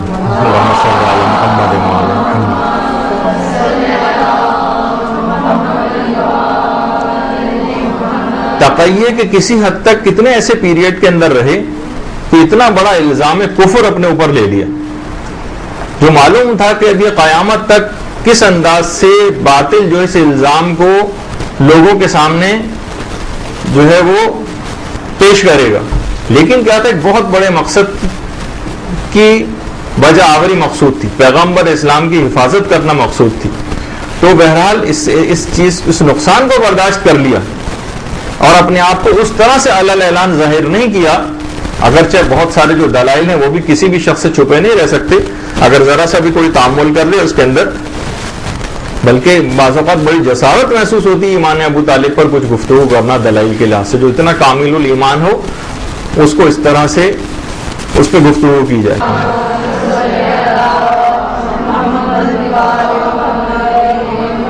باقی ہے تو دو گناہ روایات میں ایسے بتائے گئے ہیں کہ جن کی معافی ہے ہی نہیں. ایک روایت میں تو یہ بھی بیان ہوا کہ تقیہ کو ترک کرنے کا کوئی کفارہ ہی نہیں، اور امام خمینی نے تو باقاعدہ کہا کہ جہنم کے پست ترین درجات کے اندر جانے کا سبب ہے اگر کوئی شخص تقیہ کو ترک کرے، جس کا حوالہ آگے چل کر آئے گا.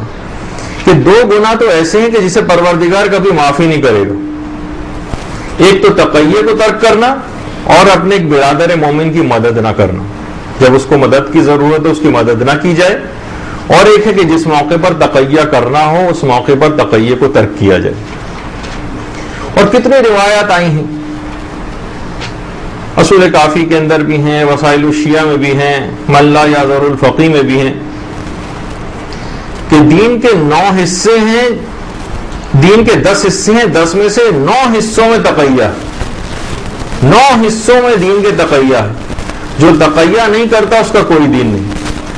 اور 5ویں امام نے تو یہاں تک بیان فرمایا کہ تقیہ میرا دین ہے اور میرے آباء و اجداد کا دین ہے. جو تقیہ نہیں کرتا اس میں ایمان ہی نہیں، اصول کافی کی جو روایت. اور من لا یعذر الفقی میں 6 امام امام جعفر صادق علیہ الصلوۃ والسلام فرماتے ہیں